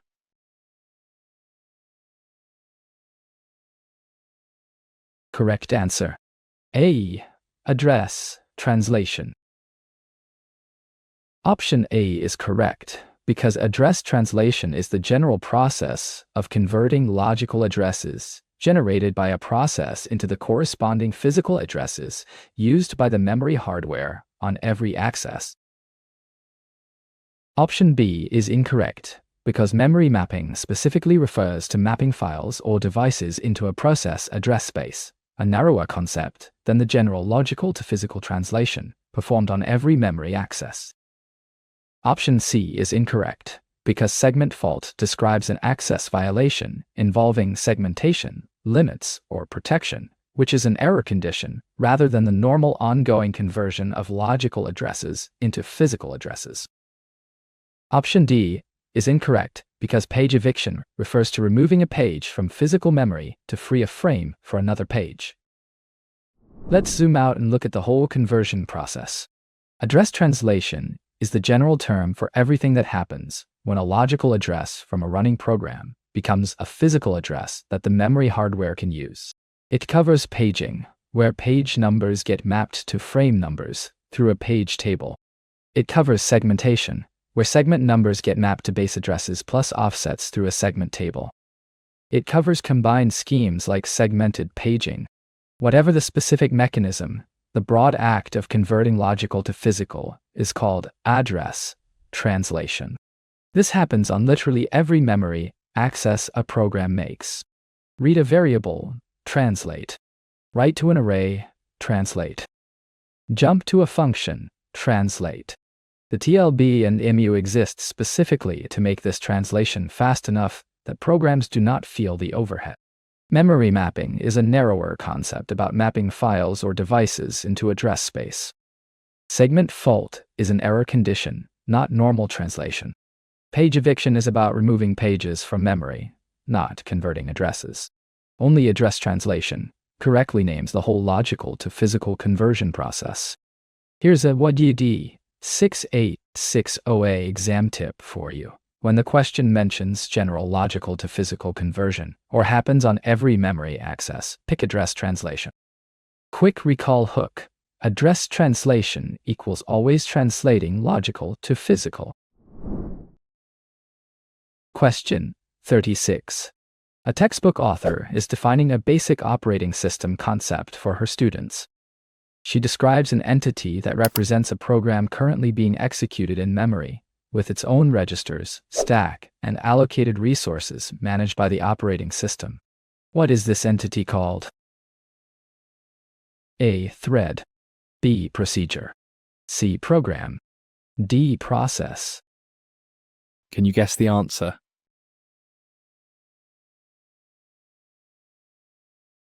Correct answer.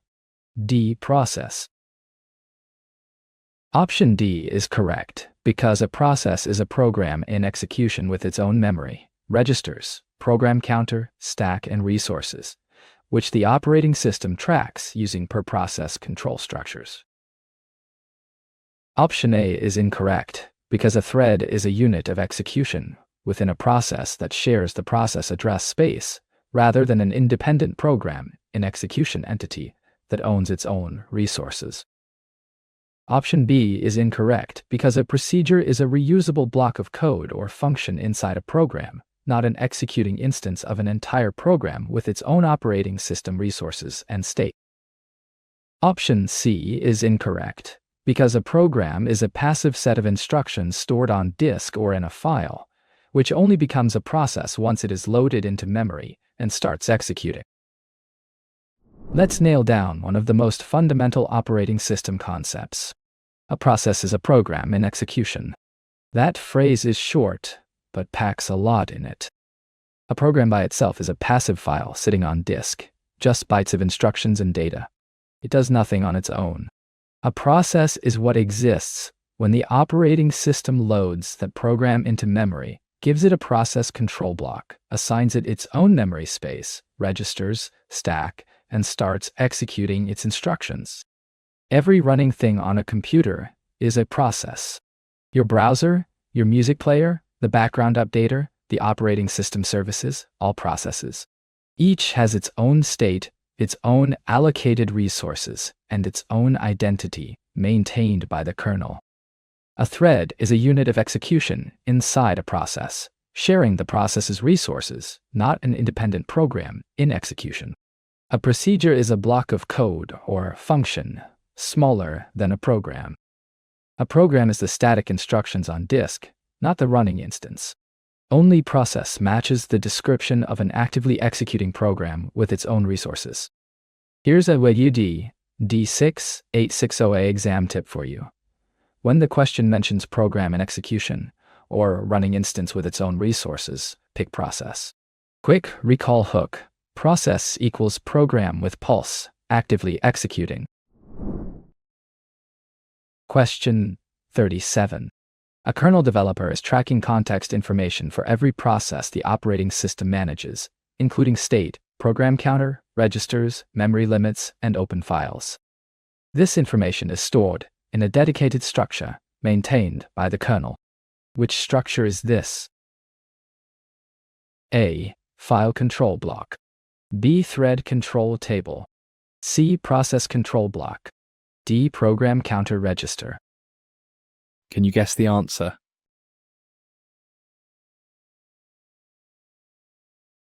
Correct answer. C. Process control block.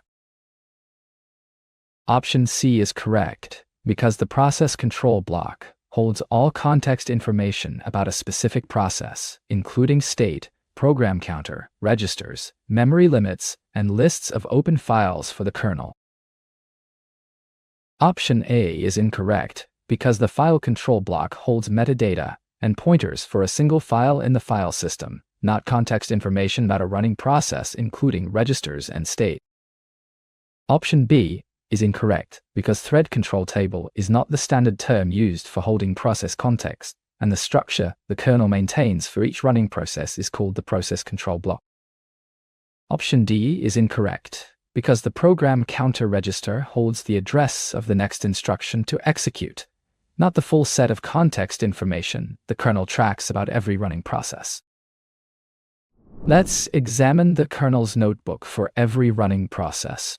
The process control block, or PCB, is the main data structure the operating system kernel maintains for each process it tracks. Every process has exactly one PCB from the moment it is created until the moment it terminates.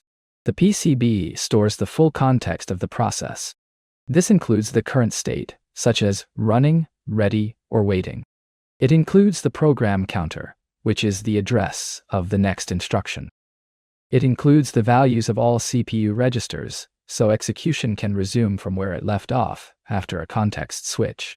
It includes memory management information, like page tables and limits, scheduling priorities, and a list of open files. Without the PCB, the kernel could not pause a process, switch to another one, and come back later without losing all state. File control block tracks a single file, not a process. Thread control table is not a standard term. Program counter register is just one piece of CPU state, not the whole context structure. Only process control block names the full per process kernel structure.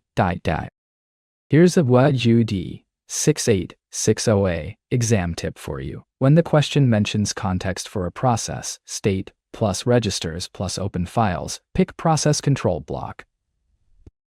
Quick recall hook. PCB equals process's complete briefcase of everything it needs. Question 38. A student is studying a CPU register that always holds the memory address of the next instruction to be fetched and executed. Every time the processor completes an instruction, this register advances to point at the subsequent one. What is this register called? A. Program counter. B. Process control block. C. Stack pointer. D. Instruction register. Do you know the answer?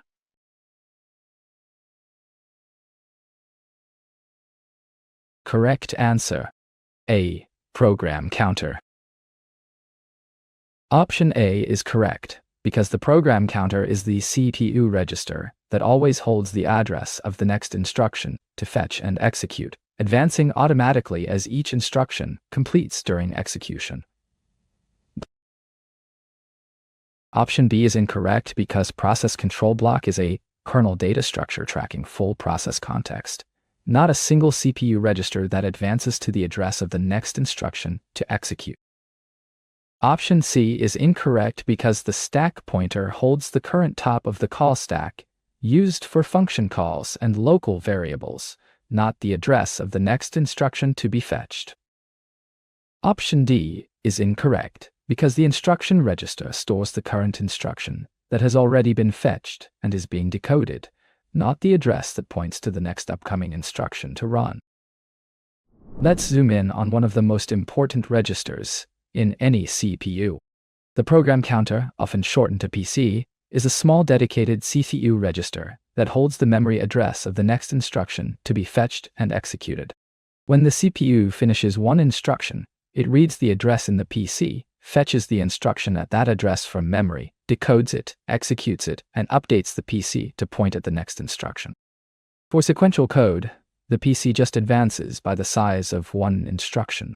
For jumps, branches, or function calls, the CPU writes a different address into the PC. This single register is what gives a program its flow. It is what makes the difference between running and not running. If the PC gets corrupted, the CPU fetches garbage, and the program crashes.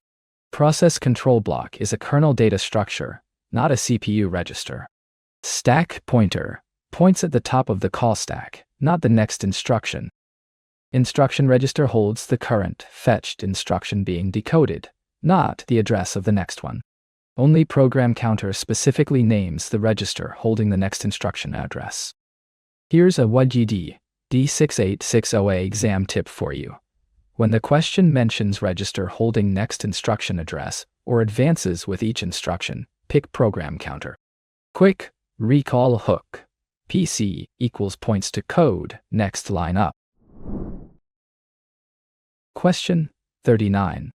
An operating systems instructor explains that modern processes are not limited to a single flow of control.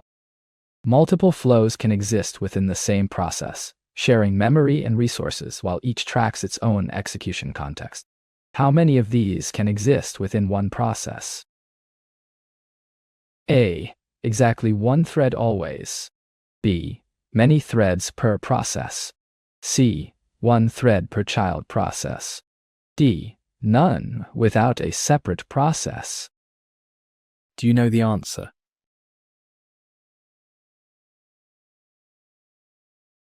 Correct answer. B. Many threads per process. Option B is correct, because a process can contain many threads, each sharing the process address space and resources while maintaining its own registers, stack, and program counter for independent flow. Option A is incorrect, because modern operating systems allow multi-threaded processes in which many threads share resources within a single process, so the limit of exactly one thread per process is not accurate. Option C is incorrect because child processes are separate processes with their own address spaces and resources, not flows of control within the parent, so this choice confuses threads with process creation. Option D is incorrect because threads do not require separate processes to exist, as they live inside a single process, sharing its memory, while still maintaining distinct execution contexts and independent scheduling by the kernel. Let's untangle the relationship between processes and threads. A process can contain many threads. That is the key answer. A thread is a single flow of control inside a process, with its own program counter, stack, and set of register values. Multiple threads in the same process share the process's address space, open files, and other resources. This is what makes multithreading useful.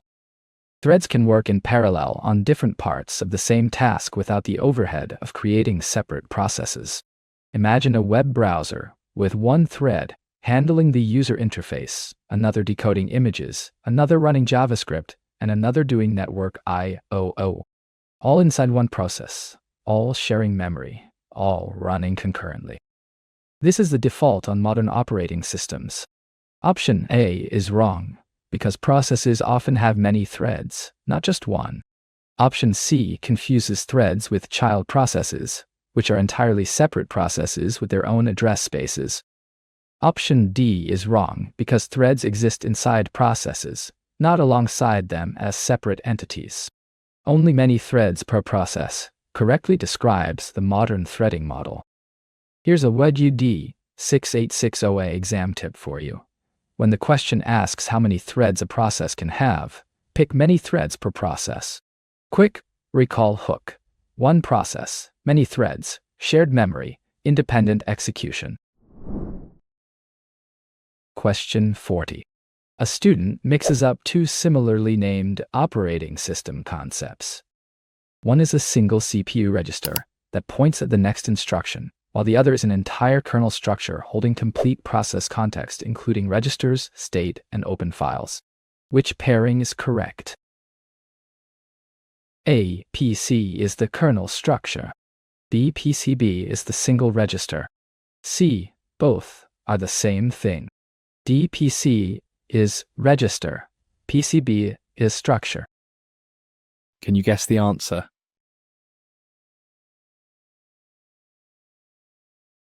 Correct answer. DPC is register. PCB is structure.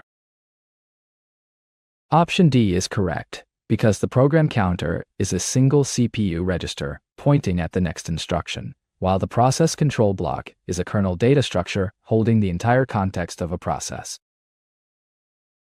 Option A is incorrect, because the PC refers specifically to the program counter register, which holds the address of the next instruction, rather than being the kernel data structure containing full process context.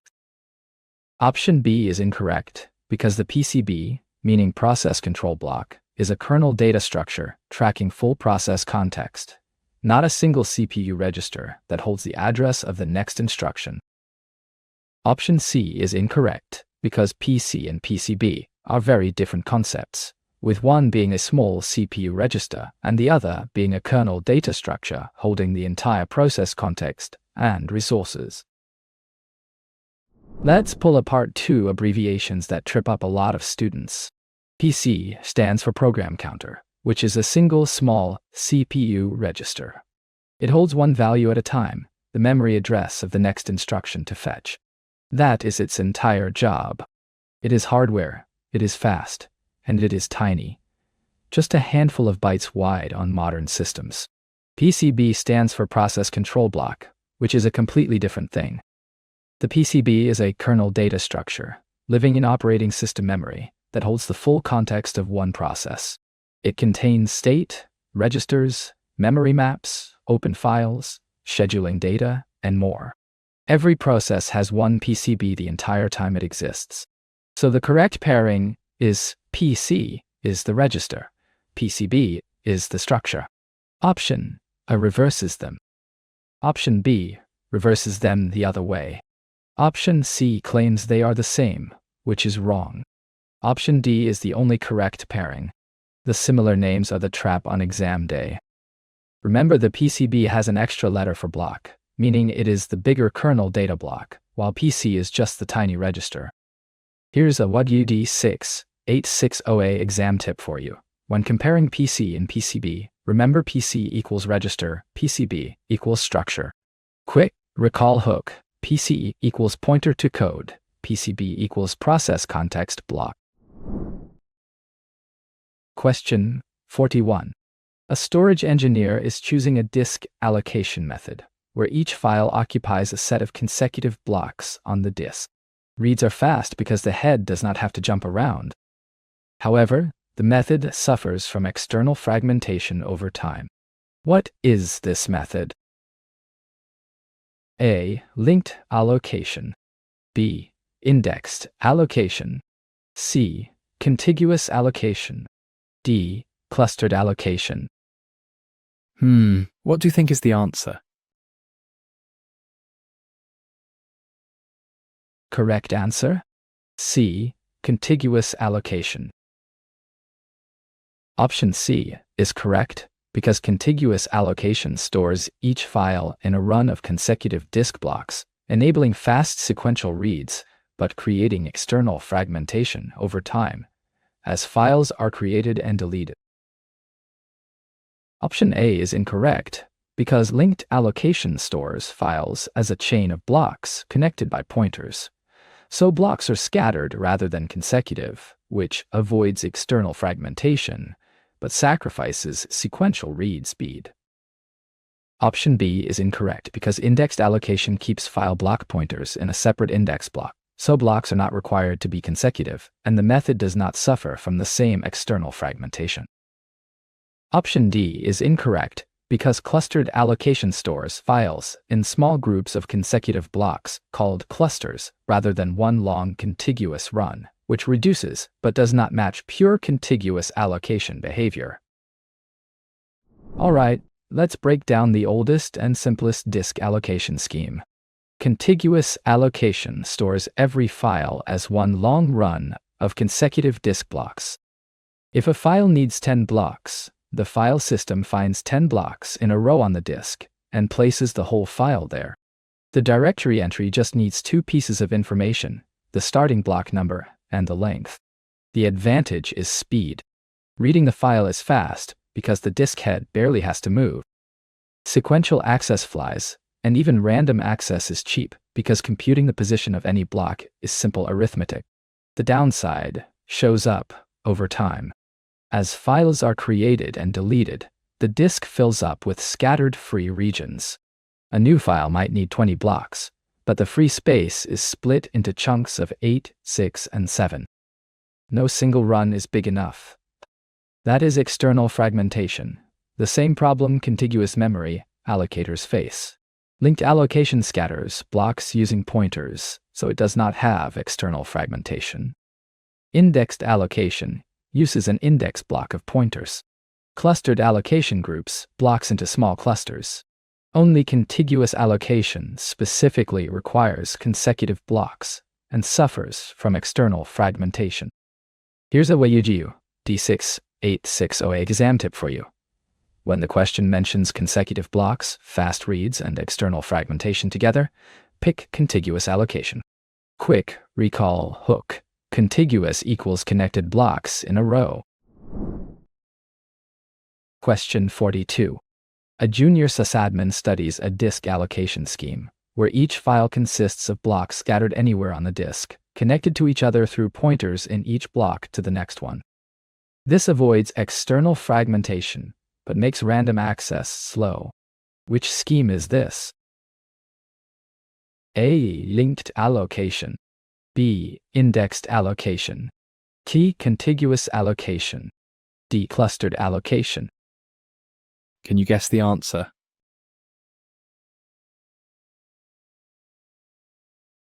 Correct answer. A. Linked allocation. Option A is correct, because linked allocation stores each file as a chain of blocks scattered across the disk, where each block contains a pointer to the next, avoiding external fragmentation but slowing random access. Option B is incorrect, because indexed allocation stores pointers for a file in a separate index block rather than embedding pointers in each data block that points to the subsequent one in sequence. Option C is incorrect, because contiguous allocation requires consecutive blocks for each file and explicitly does not scatter blocks across the disk connected by pointers, which is the defining property of the described scheme.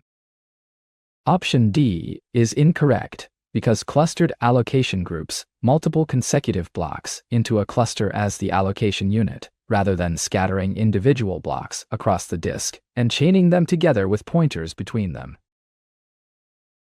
Let's explore how linked allocation solves the fragmentation problem at the cost of speed.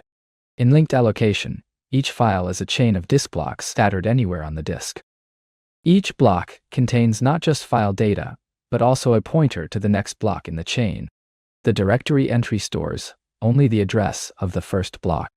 To read the whole file, the system follows the pointers one by one until it hits a null pointer marking the end. Because blocks can be anywhere, external fragmentation is not a problem. Any free block can be used for any file. The system just adds it to the chain. But random access is brutal.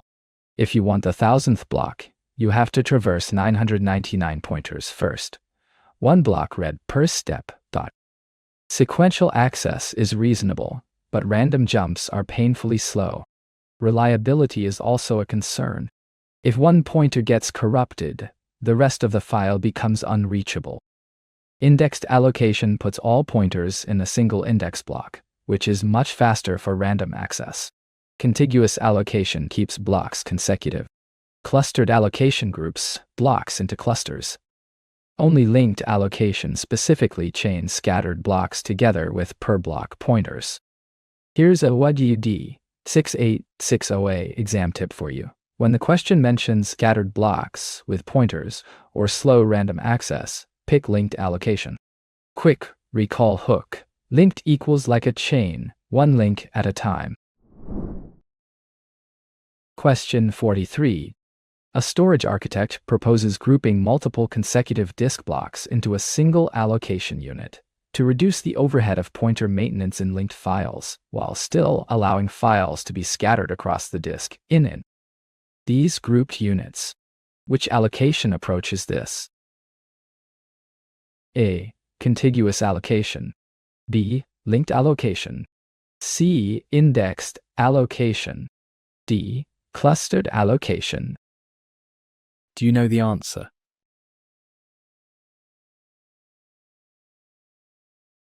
Correct answer. D. Clustered allocation.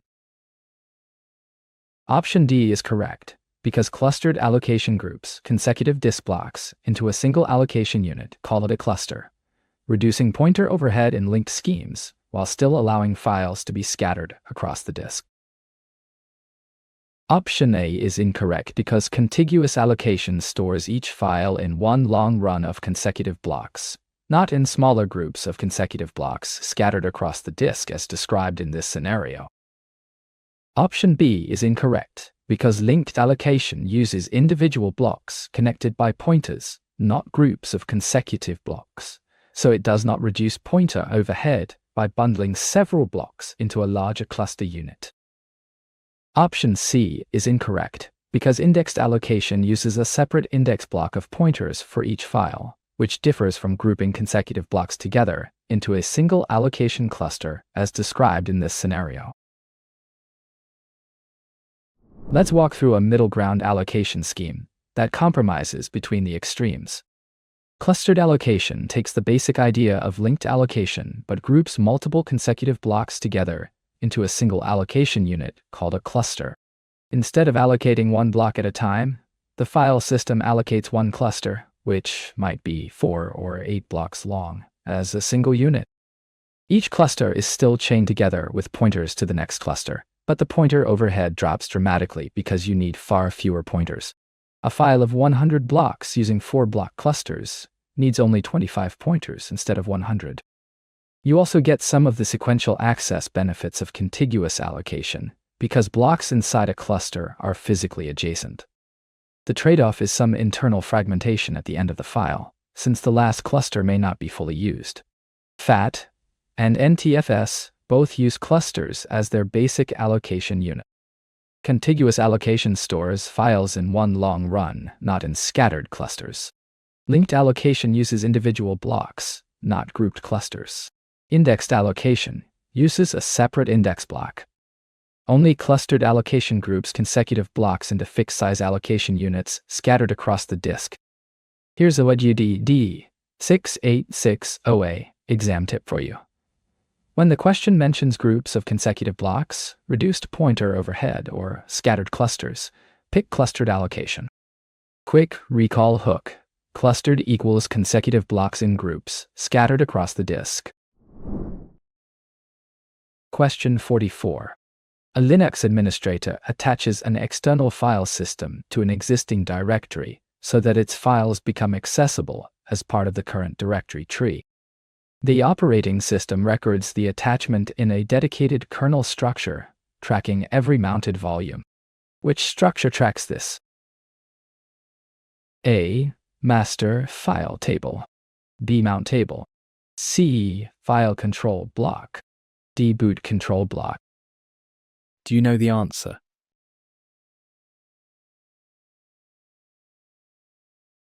Correct answer. B. Mount table. Option B is correct because the mount table is the kernel structure that tracks every mounted file system, including where it is attached in the directory tree, allowing the system to route file accesses correctly. Option A is incorrect because the master file table is an NTFS-specific per-volume structure listing every file on one volume, not the kernel structure that tracks which volumes are currently mounted on which directories. Option C is incorrect because the file control block holds per-file metadata, such as ownership, permissions, and data block pointers, not a system-wide record of which file systems are mounted where in the tree.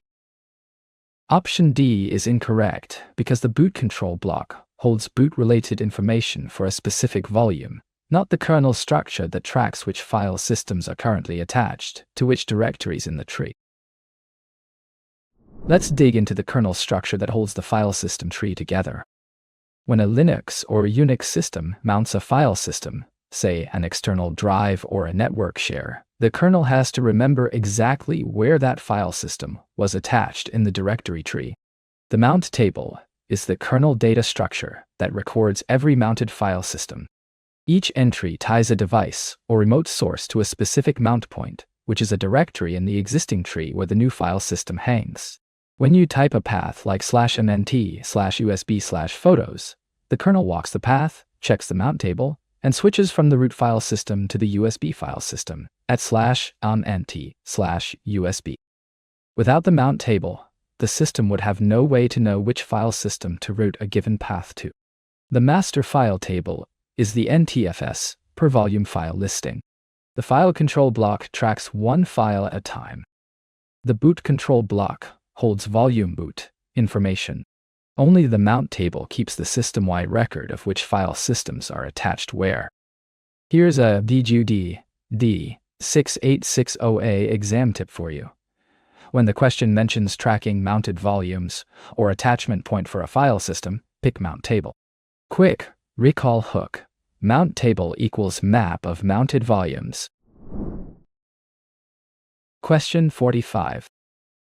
A database software developer sees two types of locks used on files. One lets many users read, but not write to the file at the same time, while the other grants a single user exclusive read and write access, blocking all others. Which lock grants exclusive access? A. Shared lock on the file. B. Read-only lock mode. C. Exclusive lock on the file. D. Advisory lock on the file. Can you guess the answer?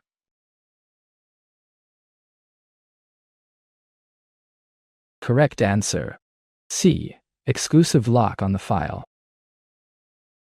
Option C is correct because an exclusive lock grants a single user unrestricted read and write access to the file while blocking any other user from holding a lock on it during that time. Option A is incorrect because a shared lock allows many users to hold it simultaneously for reading, which is the opposite of granting a single user exclusive access that blocks every other holder. Option B is incorrect because read-only lock mode describes a permission-related restriction on the file, rather than a locking primitive that grants exclusive read and write access while blocking every other user. Option D is incorrect because an advisory lock is a non-enforced hint that cooperating programs may or may not honor, not the enforced exclusive lock that blocks other users from accessing the file. Let's break down the two main lock types used in file systems and databases. Shared locks and exclusive locks serve very different purposes. A shared lock, sometimes called a read lock, allows many users to hold it at the same time, all reading the file or record. Nobody can write while any shared lock is held, but any number of readers can coexist. An exclusive lock is different. Only one holder at a time, and while that holder has the lock, nobody else can read or write. Complete isolation. This is what you use when you need to modify data safely. preventing anyone else from seeing the file in a half-updated state or making competing changes. Banking systems, inventory systems, and most databases grant exclusive locks for write operations. The key word is exclusive, which signals single holder with full read and write access, blocking everyone else. Shared lock allows many readers simultaneously, which is the opposite. Read-only lock mode is about permissions, not lock types. Advisory lock is a non-enforced hint, not an enforced access lock. Only exclusive lock grants a single user total access while blocking everyone else. Here's a VGB D686 exam tip for you. When the question mentions single user access, read and write, blocks all others, pick exclusive lock. Quick recall hook. Exclusive equals everyone else excluded. Question 46. A banking developer chooses a cryptographic scheme where a single secret key is used for both encrypting and decrypting messages exchanged between two parties. Both sides must securely share this same key before communication. Which cryptographic approach is being described in this scenario? A. Symmetric encryption. B. Asymmetric encryption. Public key infrastructure. D. Digital signature scheme. What do you think is the answer? Correct answer. A. Symmetric encryption.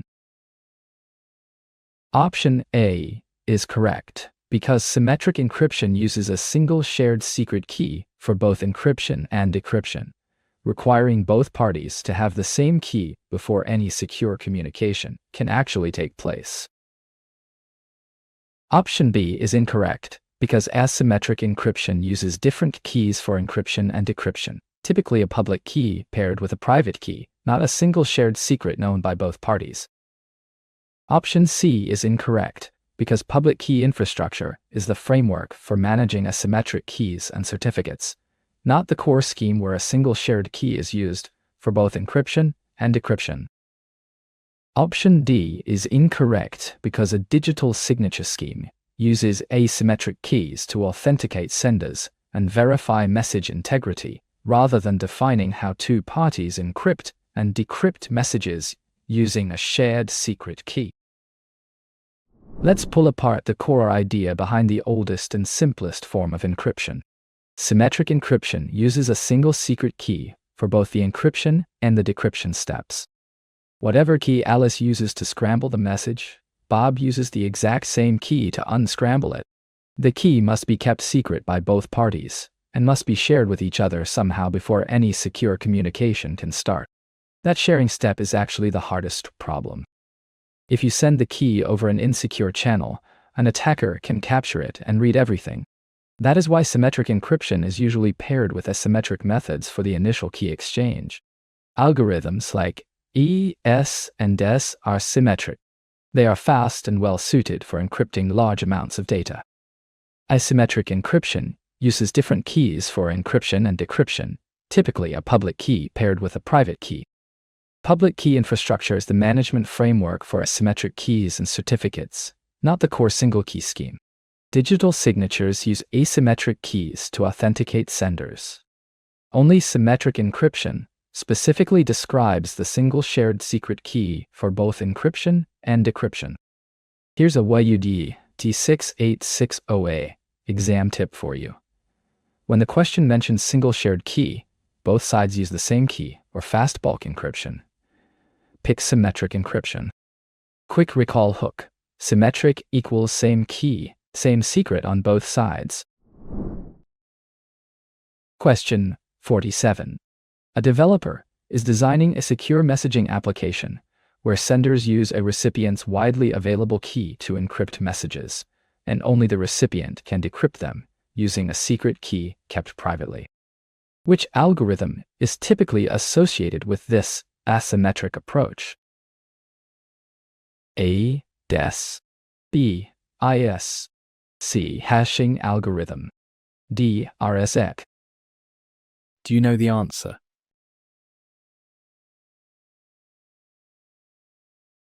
Correct answer. D. RSA. Option D is correct, because RSA is a widely used asymmetric encryption algorithm based on public and private key pairs, where the public key encrypts and only the matching private key can successfully decrypt.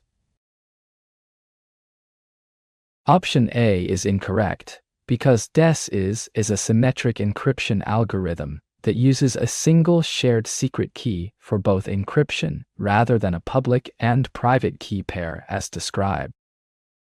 Option B is incorrect, because AES is a symmetric encryption algorithm that uses a shared secret key for both encryption and a public and private key pair, like the described algorithm here.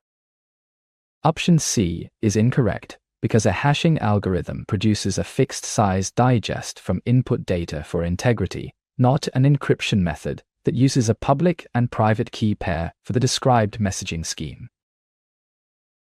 Let's walk through the most widely recognized asymmetric encryption algorithm.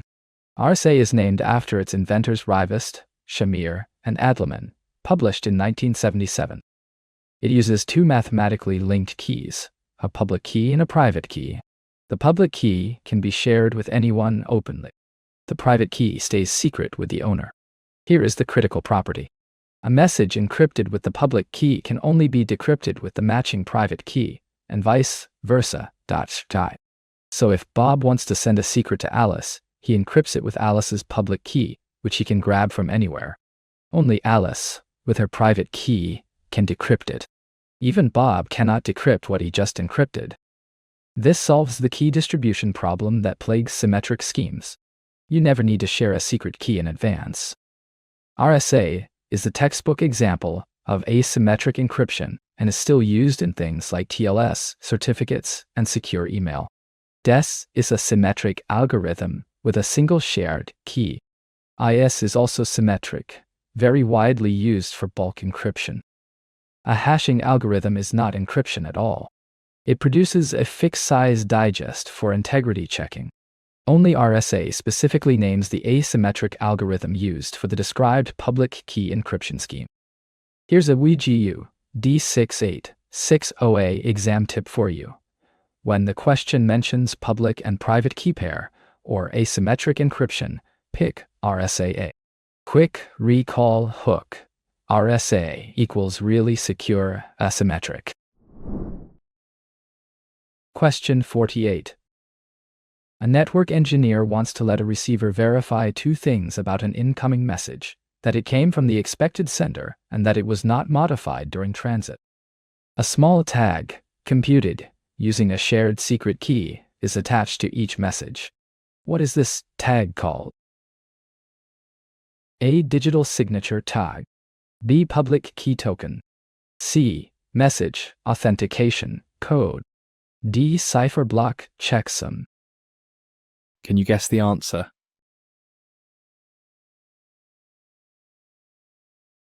Correct answer.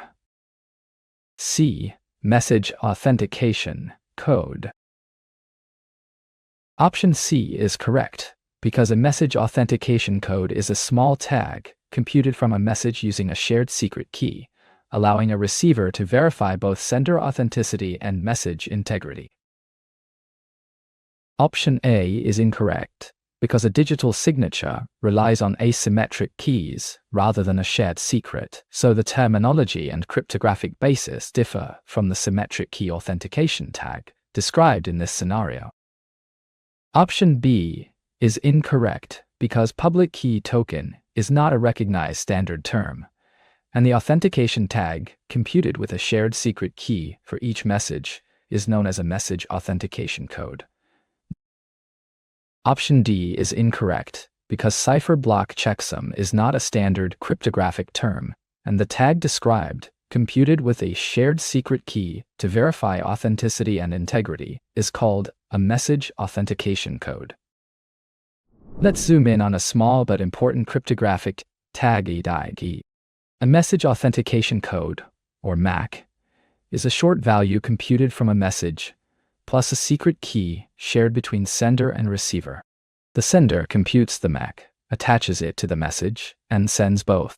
The receiver using the same shared key, computes the MAC on the received message and compares the two values. If they match, two things are proven at once. First, the message came from someone who knows the shared key, confirming authenticity. Second, the message was not modified during transit, confirming integrity. Any change to the message would produce a different MAC, and any attacker without the key could not compute a valid MAC for modified content. A MAC is a common variant built on hashing algorithms. A digital signature does something similar but uses asymmetric keys instead of a shared secret, so the terminology differs.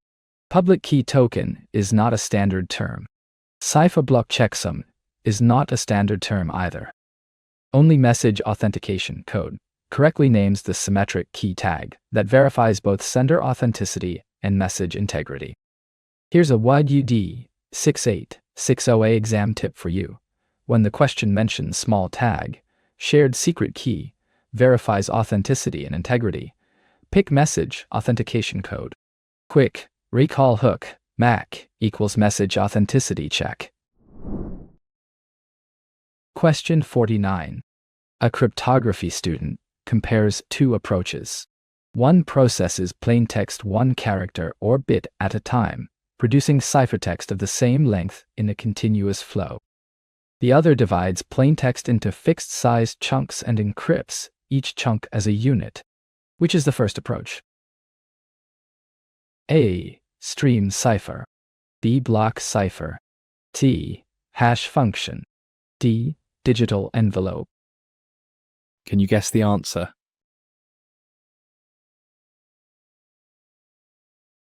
Correct answer. A. Stream cipher.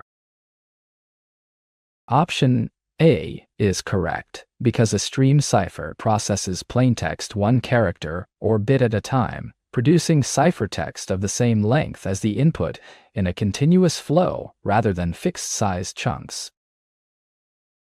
Option B is incorrect, because a block cipher divides plaintext into fixed-sized chunks and encrypts each chunk as a unit, which matches the second approach the student compared rather than the first one described.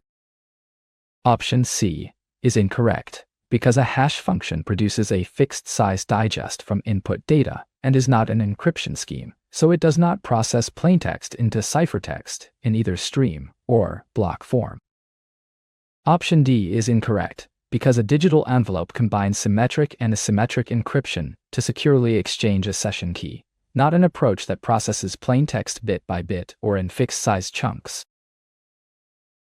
Let's break down the two ways ciphers process data, 1 byte at a time versus in bigger chunks. A stream cipher encrypts plaintext 1 bit or 1 byte at a time, producing a continuous flow of ciphertext. For each incoming unit of plaintext, the cipher generates a matching unit of keystream and combines them, usually with an exclusive or operation. The ciphertext has the same length as the plaintext. Stream ciphers are fast and low on memory use, making them popular for real-time applications like wireless communications or voice streaming where data arrives continuously in small pieces. RC4 was a widely known stream cipher, though now mostly deprecated. Block ciphers, by contrast, take plaintext in fixed-size chunks, typically 64 or 128 bits, and encrypt each chunk as a single unit. IS and DES are block ciphers. The student's first approach, 1 character or bit at a time in a continuous flow, perfectly describes a stream cipher. Block cipher is the second approach she compared, not the first. Hash function produces a fixed-size digest from any input, not a flowing ciphertext stream. Digital envelope combines symmetric and asymmetric methods for key exchange. Only stream cipher specifically matches the described character-by-character processing. Here's a D686 exam tip for you. When the question mentions 1 character or bit at a time, continuous flow, or same length as input, pick stream cipher. Quick recall hook. Stream equals single units flowing steadily. Question 50. A chief security officer combines firewalls, endpoint protection, multi-factor authentication, network segmentation, and user training into overlapping security controls so that a single breach at one layer does not compromise the entire system. Which security strategy best describes this layered approach? A. Principle of least privilege. B. Zero trust architecture. C. Sandbox isolation. D. Defense in depth. Do you know the answer?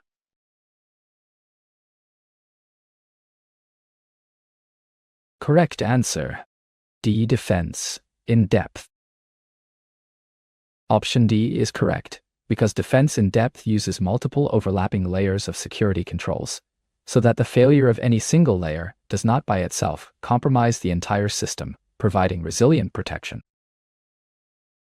Option A is incorrect, because the principle of least privilege restricts each user or process to only the access strictly needed, which is valuable, but not specifically a multi-layered defensive strategy across the system.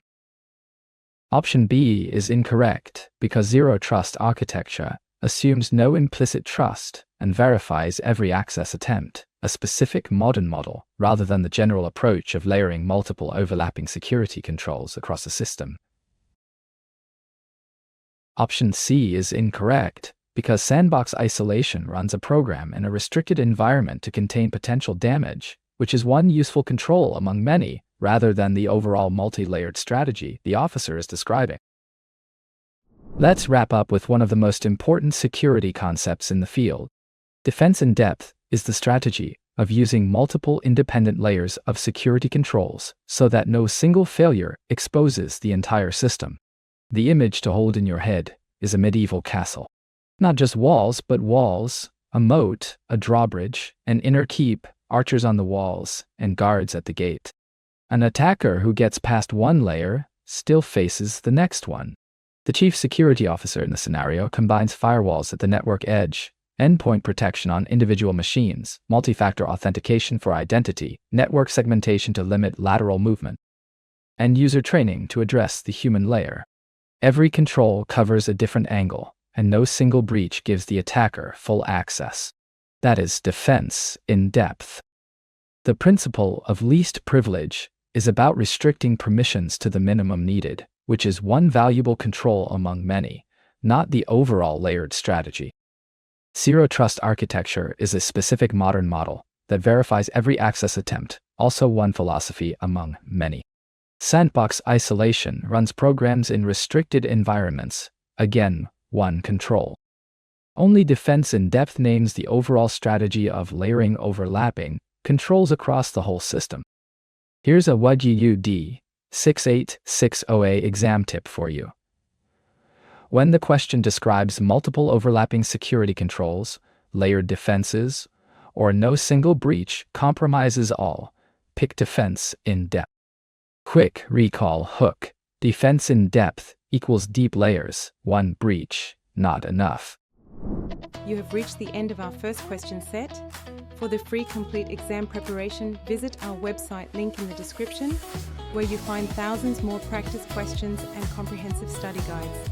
Thanks for studying with us today. See you in the next video.